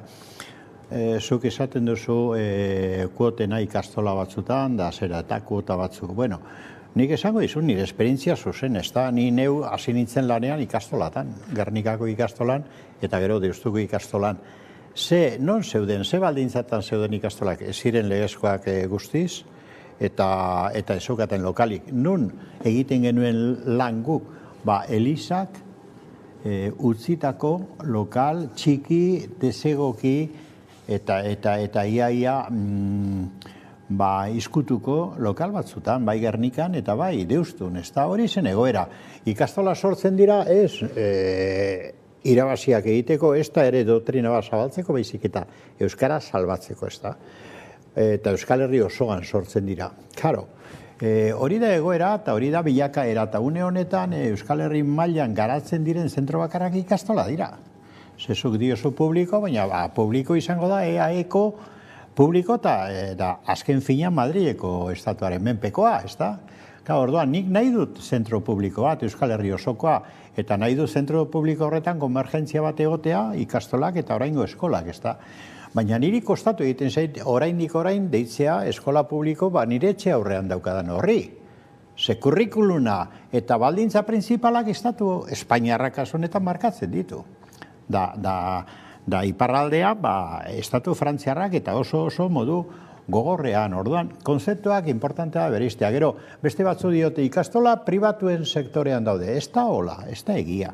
Osa, sektore pribatua hemen, kristau eskola da, edo kolegio katolikoak, doktrina bat banatzen dutenak, eta kuota kobratzen dituztenak, da polito, eta batzutan gainera bereizteko elite bat nahi dutelako. Orduan, ez dago hori konparatzerik. Oso desok iruditzen zait, nahazte hori, ez da hor sortzen dena. Bueno, hemen zer dago? Hemen dago eskola konzertatua ditzen denez. Eta konzertatu pribatu, benetan pribatu diren horietan, bi aldetatik kobratzen da, lehenengo diru publikotik, eta hau argitu behar da, diru publikotik eta bestetik kuotak, ez da? Beraiek interesa daukatelako elitezko eskola bat egiten, kasu askotan.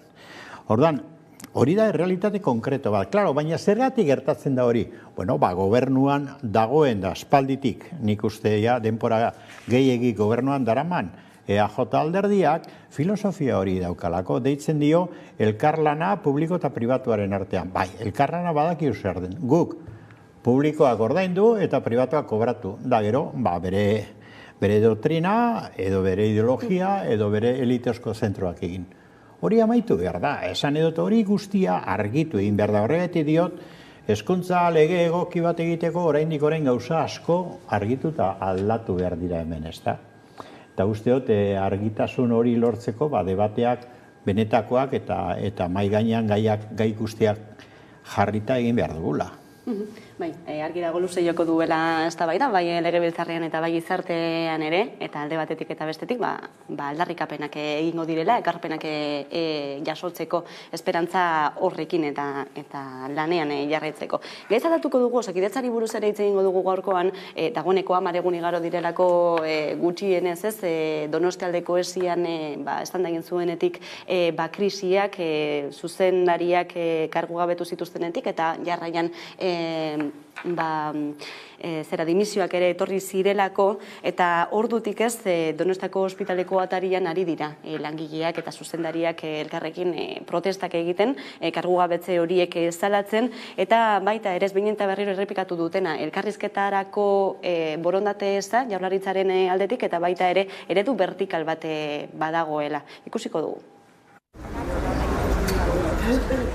Donostialdeko erakunde sanitarioan piztutako krisia ez da baretu. Zerbitzu buruek euren protesti eutsi diete. Goizeko lehen orduan elkarretaratzea egin dute Donostiako ospitale atarian Osakidetza kargugabetu dituen erietxeko arduradunak berriz hartu itzatela eskatzeko.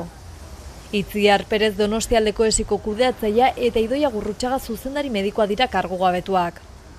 Kargugabetze horien ondorio zuzendaritza eta lehia osoak dimisioa eman zuen, eta abenduaren 2 ari dira Donostia ospitaleko atarian kontzentratzen, osasun sailaren elkarrizketarako deiaren zain. Bada Eusko Jaurlaritza elkarrizketarako prest agertu da, Inigo Urkullu lehendakaria gogorarazi du osasun saila eta Osakidetza plan estrategiko bat lantzen ari direla, eta Donostialdeko esiko arduradunak arazoa konpontze saiatzen ari direla. Hildo horretan lehendakariaren arabera Osakidetzak hazkunde krisia du eta horrek antolaketa aldaketak egitera behartzen du. Es posible que todos los hospitales cuenten con las mismas unidades hospitalarias.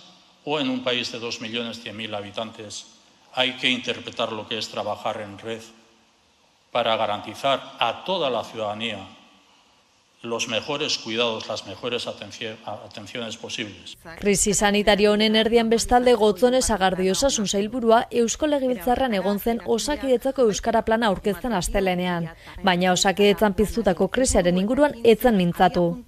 Hori ala oposizioak gogor egin zion. Erreakzio horien aurren sailburua gogorarazi du horretarako agerraldi bat eskatua duela eta dagokionean emango dituela eman beharreko argibideak. Bien bitartean baina Donostialdeko esiko zerbitzuburuak Osakidetzako zuzendaritzaren zain daude, egoera bideratu eta konpondu ahal izateko. Osasun sailak ordea ez die erantzun elkarrizketarako eginiko deiei. Bitartean goizero bilduko dira ordu berean auzia konpondu arte.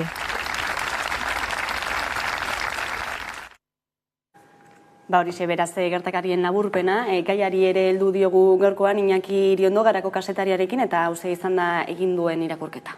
Esiko jefeak daude azarretuta euren arteko liskar batengatik, baina jente asko dago oso kezkatuta deitzen duelako ambulategira eta ez diotelako telefono hartzen, eta nik uste dut hor dagoela benetako krisia. Hau da bai, eliten arteko krisi bat, garrantzi handia du, ikusten da mini egiten diola jaurlaritzari, baina nik uste dut badagoela beste arazo bat Donostialdeako ezitik kanpo eta nagusiagoa dela eta orokorragoa dela.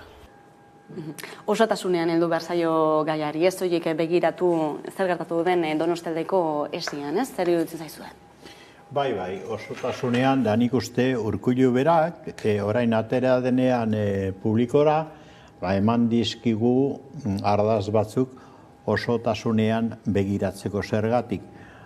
Esan duen hori estelako egia. Estelako egia eta ari gara konprobatzen jarraipena egiten dugunok, ez da. Lehenengo bera dio, Osakidetzan askunde krisi bat dagoela. Hau da, krisia oberako izango dela eta garatzen ari dela. Ez da egia. Ez da egia. Osakidetza, da hau ez du nik esaten dudan zerbait ez da.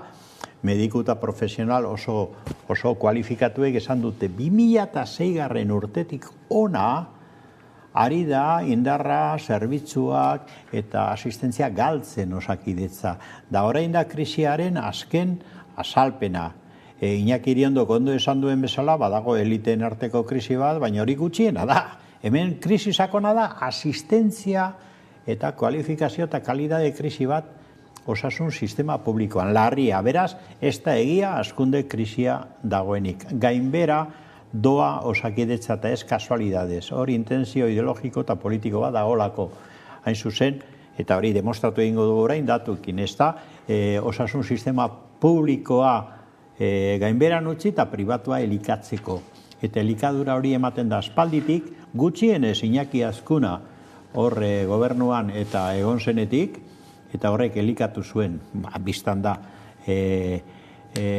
sistema pribatua, osasun sistema pribatua, besteak beste igualatorio mediko kirurgikoa deitzen den Bizkaiko tenplu bat, hemen alboan dagoena, eta Azkunari berari dakigun bezala estatu bat dedikatu diona.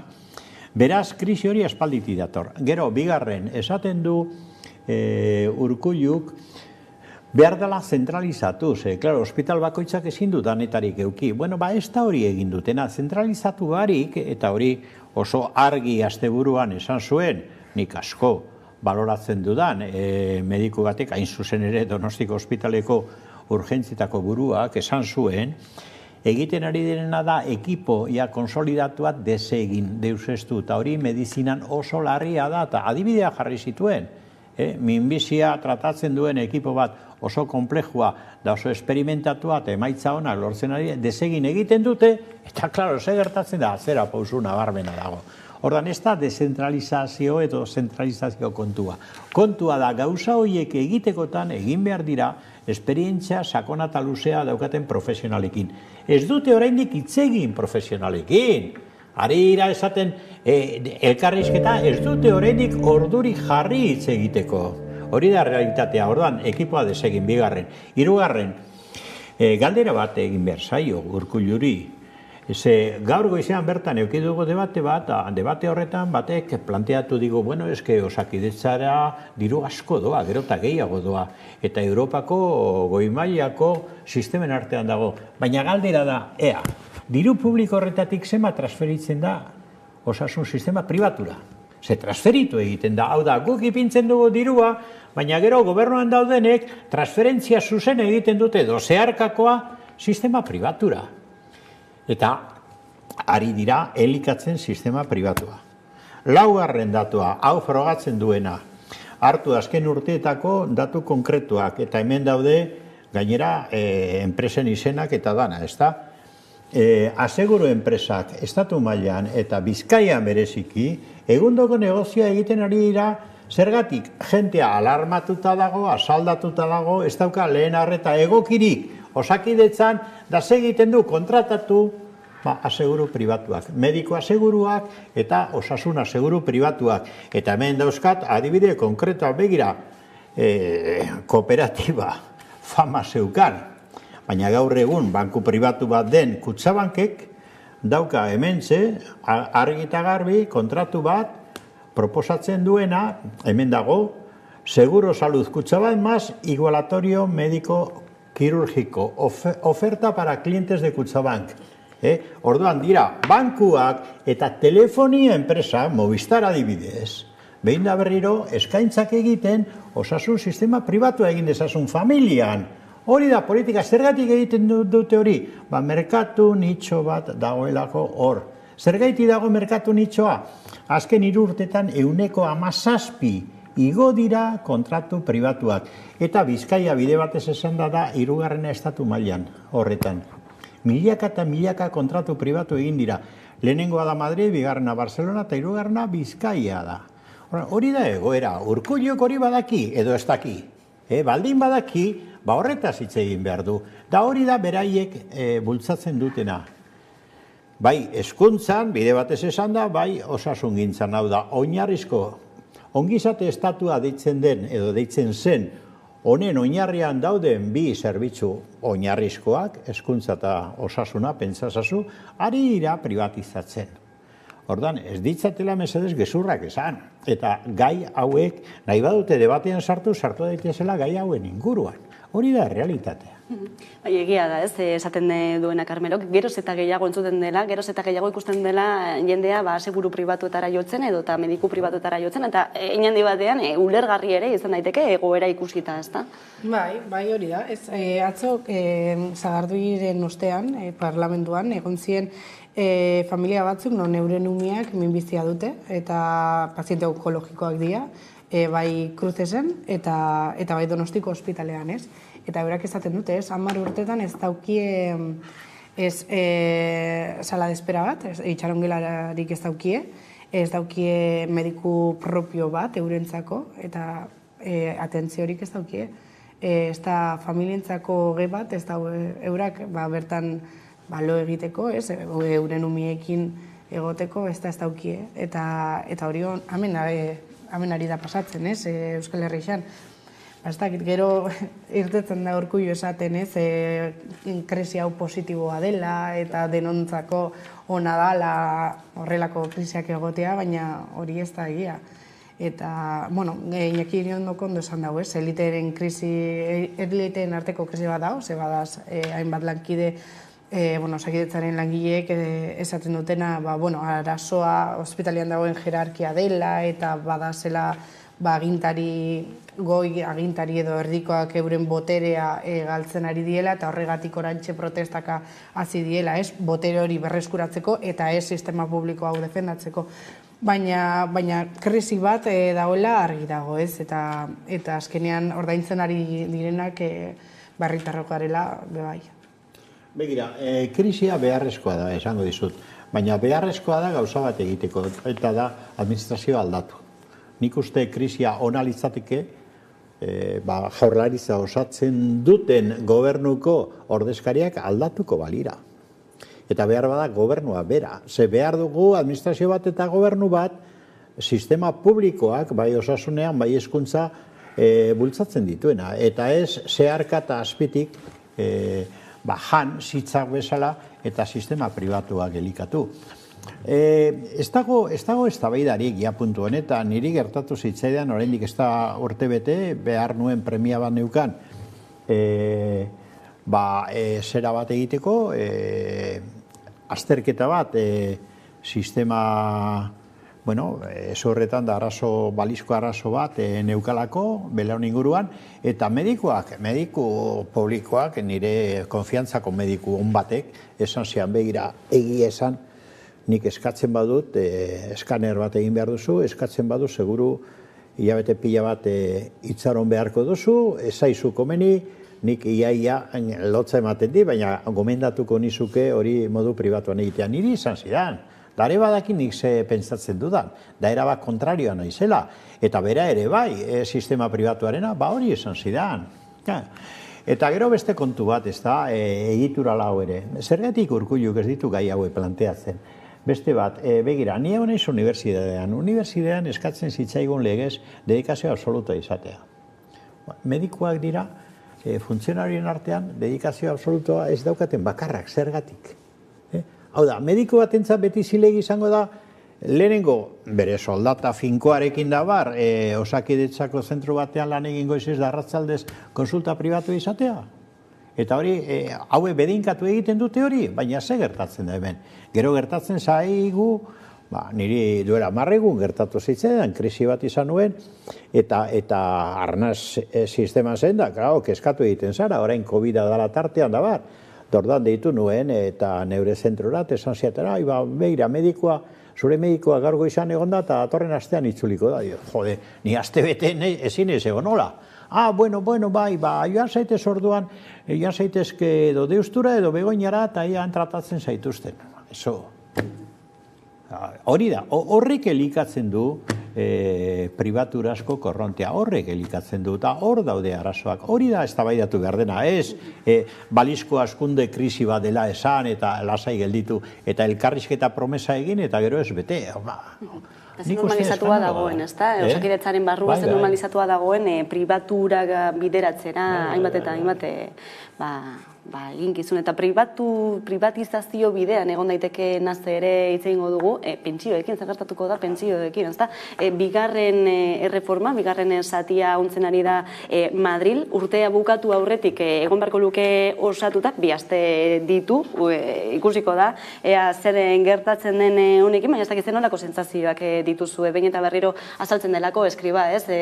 Gauza bat edo bestea esanez, gero atzera botatzen ez, baina momentuz azken berria da kotizazio urteak kalkulatzeko epea luzatu nahi zuela, ez? Nolako sentsazioak ematen dizuete? Hori zaten dago, ez? 28 urtera igoko dauela. Bueno, ematen dago, esaten dagoen ez dauela, ez sindikatuek eta ez enpresek babesten, ez? Eta hori arazoa da, eta hori negoziazioarako, zailtasunak handitzen ditu, ez? Azkenengo neurriak, proposatu dituen neurriak egon ez gaur irakurtzen, ez? Eta genero arrakala txikitzeko neurri batzuk proposatu ditu, non amatasunaren komplementuaren igoera bat ikusten da, eta izan zeagatik etxetik kanpo lan egin ez dutenak kotizazio beagoak eurentzako ere. Niretako halako neurriak oso garrantzitsuak dira, baina ere sindikatuek kritikatu duten neurri hauek ez dira nahikoak, ez? Hortaz, nire ustez iskribak apostu handiagoa egin beharko luke, eta bi aste geratzen badia, oso larri egongo da hau lortzeko. Erronkak ez dira gutxi, ez? Gizartea geroz eta zaharkituagoa, zer gertatuko da pentsioekin, kezka handia badagoelako, ez dakigulako zenolako bidea hartuko den, Europatik ere aginduak datozelako, ez? Eta geroz eta gehiago, ez? Gazteen artean behintzate badago sentsazioa delako, agian urte batzuen buruan sistema pentsio publikoa minimora helduko dela edo eta desagertuko dela ere, ez? Baina nik uste kasu honetan, pensioen kasuan, aspalditik gainera egiten da trampa bat, eta da, begira, honi soluzio emateko ni markatuko dizut zeintzu diren mugak, ez da? Eta, klaro, ze gertatzen da, muga hain ez duen barruan ez dago soluziorik. Orduan, ja, onartzen da, pensio publikoa, beraka oiango direla, eta orduan, ja, hasten dira, bigarren fasea da, presta zaitez, egizu edo zeure enpresarekin, zeure bankuarekin, edo nolabait egizu plan pribatu bat. Hasi prestatzen plan pribatu bat. Bueno, hor dago tranpase, gertatzen da. Nola markatzen dute eremua hain estu, gero soluziorik egon ez dadin. Bueno, esango dizut, lehenengo, seguridade sozial esaten dute, seguridade sozialak bete behar du, pensioen dirua, eta ordan, klaro, baina aztertzen baduzu apur bat, eta memoria egin konturatzen zara seguridade soziala, baseukan superabi bat, baseukan boltza bat, boltza hundi bat, gertatu zen boltzarekin. Komeni zitzaionean, Rajoyren gobernuak, PPek gobernua zegoela, jan zuen boltza guztia. Egin zituzten, ez duzu goratzen, transferentziak egin zituzten, seguridade sozialeko boltzatik, diru boltzatik, beraiek komeni zitzaien arloetara egin zituzten da ordan, jan zuten seguridade soziala zeukan boltza guztia. Horrek ez zuen dana konpontzen, baina horrek lagun zezaken, klaro, orain zero boltza, ez dago dirurik seguridade sozialean, klaro. Da orain plateatzen dira, bueno, orduan begiratu behar da kotizazioak igo behar dira, eta pensioak ajustatu behar dira, oso ajustatua daude Europarekin konparatuz, oso, baina orduan egingo dugu plan bat, kotizazioak igotzeko, eta ia nola igotzen ditugu, baina hori bai. Diru asko irabazten duten enpresa, hoiekin ezin gara sartu, klaro, bestela joan egingo dira, hoie podretsua dira, orduan geldi. Kotizazioak norentzat, bueno, lan egiten duten entzat, hoie dira kontrolean erraztenak, ez da? Orduan, klaro, azken finean langileak igoko dute kotizazioa, eta enpresei ere, bueno, eskatu egingo diegu. Ea nahi duten, ez da, esan dut ez, ea CEO-ek esan dut, pentsau ez? Bueno, orduan beti gelditzen zezkigu langileak. Orduan, hori batetik, ez da, eta bestetik, zergatik izan behar da seguridade soziala pensioen erantzulea. Bueno, zergatik ez da, dirua badago estatuan, problema da zertara destinatzen den, orain, klaro, armatara. Bikoiztu, irukoiztu, defentsa gastuak, azkenean, edo koroara, ez da, erregetzera. Zergaitik ez da hori errebisatzen, zergaitik lotu behar da pensioak eta seguridade sozialaren dirua. Ala beharrez, ez da derrigorrezko, ez da. Horre guztia drama berriro ere betiko dinamikara, eta da privatizazioak. Hau da, ongizate estatuaren desmantelamendua honetan ere bai, ez da. Claro. Sakonean aztertuko du gaia ere, pantaiaren bestalboan daukagulako Niko Kuenka, bera ekonomialaria da, eta enpresabidea.eu atarian gaia sakonki jorratu du erreporte baten bitartez. Guardion, Niko? Bai, guardion. Esaten genuen, ez da? Urte amaitu baino lehen, Madrilek ondu beharko lukeela, edo adostu beharko lukeela, pentsioen erreformaren bigarren zati hori, zergatik uste duzu hain berandura arte luzatu dela erreforma, zeren isla izan daiteke? Hori da, Espainiako gobernuak Europarekin hartu zuen konpromesua, ez dugu aztu behar Europako batzordea, estu ari dela jarraitzen Espainiak zelako neurriak hartzen dituen pensioen inguruan, behin da gehiagotan izan da Europak bere ustez Espainiako pensio sistema ez dela jasangarria, eta mehatxua ere bota dau, Next Generation funtsen diru hori baldintzatu du, edo diru hori jasotzea baldintzatu du pentsioen erreformarekin, ez da? Kontua da, Espainiako gobernuak igaz ekin ziola pentsioen erreformari, pausuz egin zuen, esan beharra dago igaz lehenengo zatiari ekin ziola, eta adostasuna lortu zuen sindikatu eta patronarekin, hor neurri batzuk hartu ziren, aurten neurriekin jarraitu dago, eta autonomoi dagokienez, udapartean akordioa lortu zuen autonomoen ordezkariekin, baina hauen gelditzen da zatirik horabidetzuena, eta horregatik zure galdeari entzunez, zergatik, justu hemen dago zalako zatik importanteenak, eta batez ere, pigako dira. Kotizazioekin zer egin, ez da? Eskriba ministroak plantatzen duena da, pentsio sistemari diru sarrera gehiago bermatzea aldera, kotizazio maksimoak igotzea, baita ere pentsio maksimoak igotzea ere, hau da, etorkizunean jubilatzen direne pentsio altuagoak izango dituzte, pentsio maksimo hori igota, baina epe laburrari begira, eta eskriba ministroak esaten duen bezala, urrengo hamarkadetan dago zailtasunik handiena diru sarrerei dagokionez, honek bermatuko luke urrengo hamarkadetan diru sarrera gehiago izatea, ezta? Eta planteatzen duena da kotizazio maksimo hori igotzea, edo kotizazio maksimoaren oinarria destopatzea, zapaiak kentzea, ezta? Muga jartzea. Horrek suposatzen dau, enpresek, bai normanako, bai langile, baina batez ere enpresek ez du gaztu behar azken batean gaur egungo sistema plantatzen duena da, gizarte segurantzaren kotizazioen bitartez hornitzen dela pensio sistemaren kutsa hori, ezta? langileak 0,9 ordaintzen dau, eta enpresak 0,20 piku. Zatirik handiena enpresa pagatzen dago, orduan, maksimoa, oinarriaren maksimoa igota, enpresek gehiago ordaindu beharko lukete, eta horregatik enpresa buruek, CEO-en inguruan bilduta dauden enpresa buruek ez dute nahi. Eta bestalde batik dago, pensioaren zenbatekoa kalkulatzeko aintzat hartu barreko kotizazio epea. Orain arte, azkenengo reformak 15 urtetik 25 igo zuen, eta eskriba ministroak 25etik 30 igo nahi du, beti ere, urte kotizazio bajuko edo urterik okerrenak enduta. Ez da, 2 urte kendu daitezke, txarrenak izan diren 2 urte kendu daitezke, beraz, 28 urteren gainean. Honek ostera be, eingo lukena izango litzateke pensioa murriztea. Badago Espainiako bankuak atera zuen txosten bat, azaltzen zuena aurreko reforman kotizazio epea 15 urtetik 25era zabaldu zanean horrek pensioak bataz beste 5% jeistea ekarri zuela, eta pentsatzekoa da, 25etik 28era igota ere zertxo bat jetxe daitezkela. Azken neurriak, Eskribak plantatzen duen neurriak nola edo ala pentsioak murriztera doaz, modu hortan Europaekin hartutako konpromesu hori, sistemaren jasangarritasuna bermatzeko konpromesu hori beteko duelakoan. Kontua da, ez kotizazioena eta baita EPEena ere ez duela lortzen adostasunik ez enpresa buruen artean, ez da sindikatuen artean. Eta bigarrena gainera esan beharra dago, kotizazio EPEaren kalkulo hortan gobernua osatzen duten bi alderdin artean, Alderdi Sozialista eta Unidas Podemosen artean ere desadostasuna dago zala, Unidas Podemosek ez duela ongi ikusten, eta horrek egiten dau, reforma hori atzeratzea eta 2 aste bukatzen dira urtea bukatzeko, zuk aipatu bezala, eta nek ez ikusten dut 2 aste hauetan akorde batera iritzea daitekeenik. Dena den, reforma eta aipatu duzunaren ildotik ere, ez? Oinarrian jarraitzen duen ideia da, kotizazioen bitartez ordainduko direla pentsio publiko horiek, ez? Ez legoke beste alternatibarik? Sistema berez, Espainiako sistema aurrera dago pentsatuta, ez da.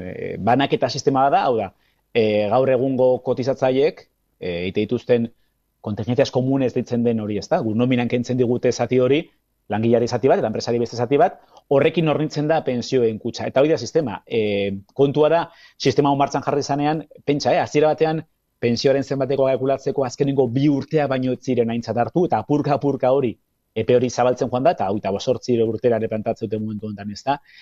Hori bere garaian jasangarria zen, demografia beste bateko azalako, bete aipatzen da, 2 mugaroi, ez da, 2 langile, aktiboan dagozan 2 langilek hornitzen dutela pensiodun bat, hori dago muga, momentu honetan muga horren azpitik ongo gainateke, eta horrek egiten dau, demografia egiten dau besteak beste jasangarriz izatea. Badago beste kontu bat, soldatak ere jitsi dira, portzentuarekin. Kapitalekin konparatuta, soldatak jitsi dira, soldatak igoko badira, diru gehiago ongo liateke pentsio sistemarako. Orduan, sistema horrek momentu ematen du, ez duela emoten, ez dela jasangarria, ze alternatiba ongo litzateke? Pentsiorako dirua beste nunbaitetik kentzea, aurrekontu orokorretatik kentzea. Hau da, aurrekontu orokorretan, estatuaren aurrekontu orokorretan hainbat diru banatzen da, partia ezberdinetara, hezkuntza, azpiegiturak, osasungintza, errege etxea baita ere, eta gastu metarrak asko dago, eta hortik bideratzea, kontua da, hortik bideratzen baldin badugu argi dago beste nunbaitetik kendu behar dugula.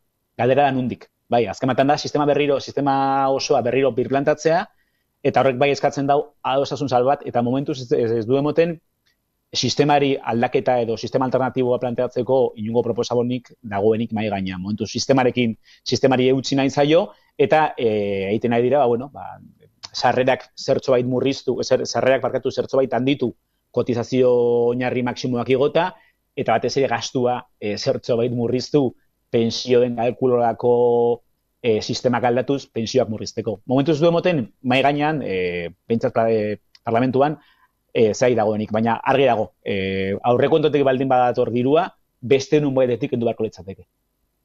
Hitz egiten ari garela, pentsio publiko ezen zuzen ere, baina pentsio pribatuei buruz ere hitz egin beharra dago, ez da? Hainbatek egoera ikusita pentsio funtse pribatuetara jo duelako, zenbateraino zenbaterainoko eragina dute funtse pribatu hauek pentsio publikoetan? Izatez, Eskribak ministroak mai gainean jarri duen beste neurritako bada, hemen erkidegoan, Araba, Bizkaia eta Gipuzkoan daukagun neurri bat estatu osoan implantatzea, ezta? Hemen bi pentsio sistema pribatu ezari garela, Araba Bizkaian eta Gipuzkoan bi sistema nagusi dauzkagu, BGAEak, EPSV-ak, norberak egin dezakeena, hauek foru ogasunek hauek besteko, hauek pizteko, hainbat kenkari fiskal emate dituzte, errenta aitorpena egiteko orduan, BGAE horietan sartu dugun diruaren zati bat txikitzen dugu, gure oinarriak kalkulatzeko orduan, hau da, zerga gutxiago pagatzen dugu, egia da bere garaian, horrek BGAEak edo EPSV-ek ematen zituzten kenkari fiskalak handiagoak zirela eta murriztu dituztela, momentu honetan enpresarena eta norbanakoa aintzat hartuta 12.000 eurora baino ez da mugatzen, eta bestea izango litzateke enplegu planak. Hainbat enpresek eta Euskal Herrian administrazio publikoko langileek, Gipuzkoan metaleko langilere badauzkate hitzarmenean jasota enpresekin batera indako enplegu planak. Bai, langileak zertxobait aportatzen du gero, bere nominatik zertxobait kentzen diote enplegu plan hontan edo EPSV plan hontan aportatzeko, eta enpresak beste horren beste egiten dau. Hori da zuzen ere, eskriba ministroak estatu osorako plantatu nahi duen sistema. Hau da, enpresek ere piztea sistema pribatuen kontzeptu hori, ez da. Zergatik, azken batean nire ustez, atzean dagoen mezua da, haizu ez du emoten hau bideragarri izango danik, paspa ere zuek ere zuen kabuz, joan zaitezte, etorkizuneko pensio sistema hori, pensio publiko hori agian nahikoa izango ez dana, joan zaitezte zuen kabuz hori osatzen. Eta dudik ez, finantza erakundeen arloan negozioa badago, azken batean pensio sistema horiek, pensio plan horiek kudeatzagatik finantzarakundek komisioak kobratzituztelako, eta finantzarakundeen galdu irabazi kontuetan, oso komisio interesgarriak izan daitezke, eta finantzarakundeen azkenengo balantze edo maitza hori begiratuta, pisu handia suposatzen dute, beraz, dudik ez negozio badagoela, eta esan dakoa, bitxea iruditzen zait, eskriba ministroak Euskal Autonomia Erkidegoko enplegu plan horiek, konbenioetan jasota dauden enplegu plan horiek adibide bezala jartzea. Hauxe dena den, Euskal Herriari dagokionean, iparraldean ere, Frantzian zuzen ere, Parisen ari direlako ontzen pentsioen erreforma, zein puntutan da? Hemen ere, berez, Macronek aspaldiko partez buruan zeukan kontzeptua da, 2017an ekin nahi zion oneri, hori lehengo legintzaldian aipatu zuen ideia izan zen, egia da, gerora, pandemia etorri zala, eta, zertzo bait gelditu zala, eta hogein bigarren agintaldi hontan berriro ekin dio kontuari. Kontua da bigarren agintaldi hontan, eta duela gutxi Frantzian egon diren asanblean nazionaleko hauteskunde igusita, Macronek ez du gehiengo absolutorik, ez da. Berak oso argi izan zuen zeintzuk izango ziren bere proposamen bi ildoak, alde batetik erretiratzeko adina luzatzea, 62 urtetan dago eta 65 urtera luzatzeko asmoa azaldu zuen, apurka izango zen, baina baita ere estatuan bezala, Espainiako estatuan bezala, kotizazio epea handitzea. Azken batean, pensioaren kopurua murrizteko, ez da. Berez, aste honetan aurkeztekoa zen Borne lehen ministroak reformaren legegaia, proposamena, baina esan beharra dago, kristolako, ez duela babesik lortu, ez eragile sozialetan, sindikatuen aldetik, baina ez da alderdi politikoen partetik ere. Sindikatuek mehatxua bota dute kalean aurre ingo diotela neurre oneri, eta atzo bertan Macron ministroak komunikatu zuen hilabete atzeatuko zuela proposamenen aurkezpena, hilabete hauetan eta gaur bertan biltzekoa zan alderdi politikoekin, hasi behar zituen eztabaida horiek alderdi politikoekin eta urtarrilaren bitik aurrera sindikatuekin ere biltzekoa da Borne lehen ministroa, adostasun maila altuago baldortze aldera. Kasu honetan, bai Espainiako kasuan, bai Frantziako kasuetan, urte bukaera zeukaten jarrita proiektuak aurkeztu eta onartzeko, Espainiaren kasuan, bietan zailtasuna direla eta ezagostasuna direla, atzeatu bai izan dute. Macron, Frantziako Errepublikako presidenteak, berak nahi zuen 2023ko udarako indarrean egotea sistema berria, ez du emoten momentuz posible izango denik, eta Asamblea Nazionalean gehiengorik ez duela jakinda, agian malgutu beharko du proposamen hori, alderdi politikoen artean babes zabalagoa lortzea aldera. Ikusiko dugu aste hauetan ez denolako norabide hartzen duen gaiak. Niko Kuenka, eskerrik asko gurean azalpen guzti hauek emateagatik. Hurrengo arte. Hurrengo arte, bai, aio. Baina eta berriro ez, hitz egiten ari garen gaiarekin, baina aurretik ere hitz egin ditugun gaietan ageri diren kontzeptua dira, ez? Privatizazioa, negozioa, bankuak, ez sortze daude? Hori da, nik uste eskertzekoa da, bere muga barruan, baina Niko Kuenkak informazio ugari eta oso interesgarri eman digu, nik uste dut.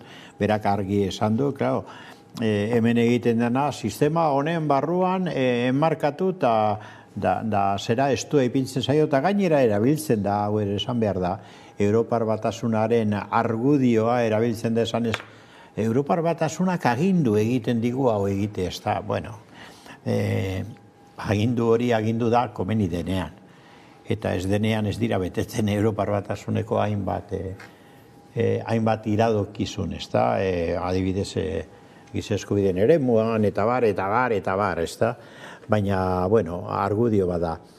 Kontua da, berak, ondo esan duen bezala, bueno, edo sistema hau, eta sistema honen mugak errespetatzen dira, edo bestela posiblea da, eta berak ere esan du, lehenago gu bezala, posiblea da aurrekontuetan sartzea, pensioen gastua, eta ikustea nondik bete behar den, seguridade sozialetik izan daiteke zati bat, baina ez ala behar ez da derrigorrez guztia, ez da, eta nik uste defentsan adibidez da, lotzagarria da, aztertzen baduzu, baina defentsarako egin den gastuen iguera eskandaluzkoa da, eta hori eskerreko omen diren alderdiek apoiatu dute.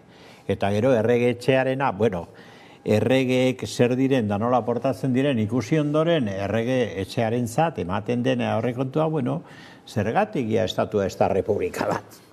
Esan edot, hor muga hori zergatik ez ditugu ibiltzen, ez da?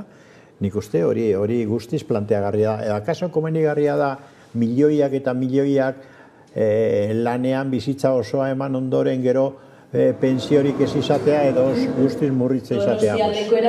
Nik uste dut, muga horiek gainditu behar direla, zergatik ez, ez da? Eta gero betiko kontua begira, eta hau guk ez dugu komentatu, baina niko bai.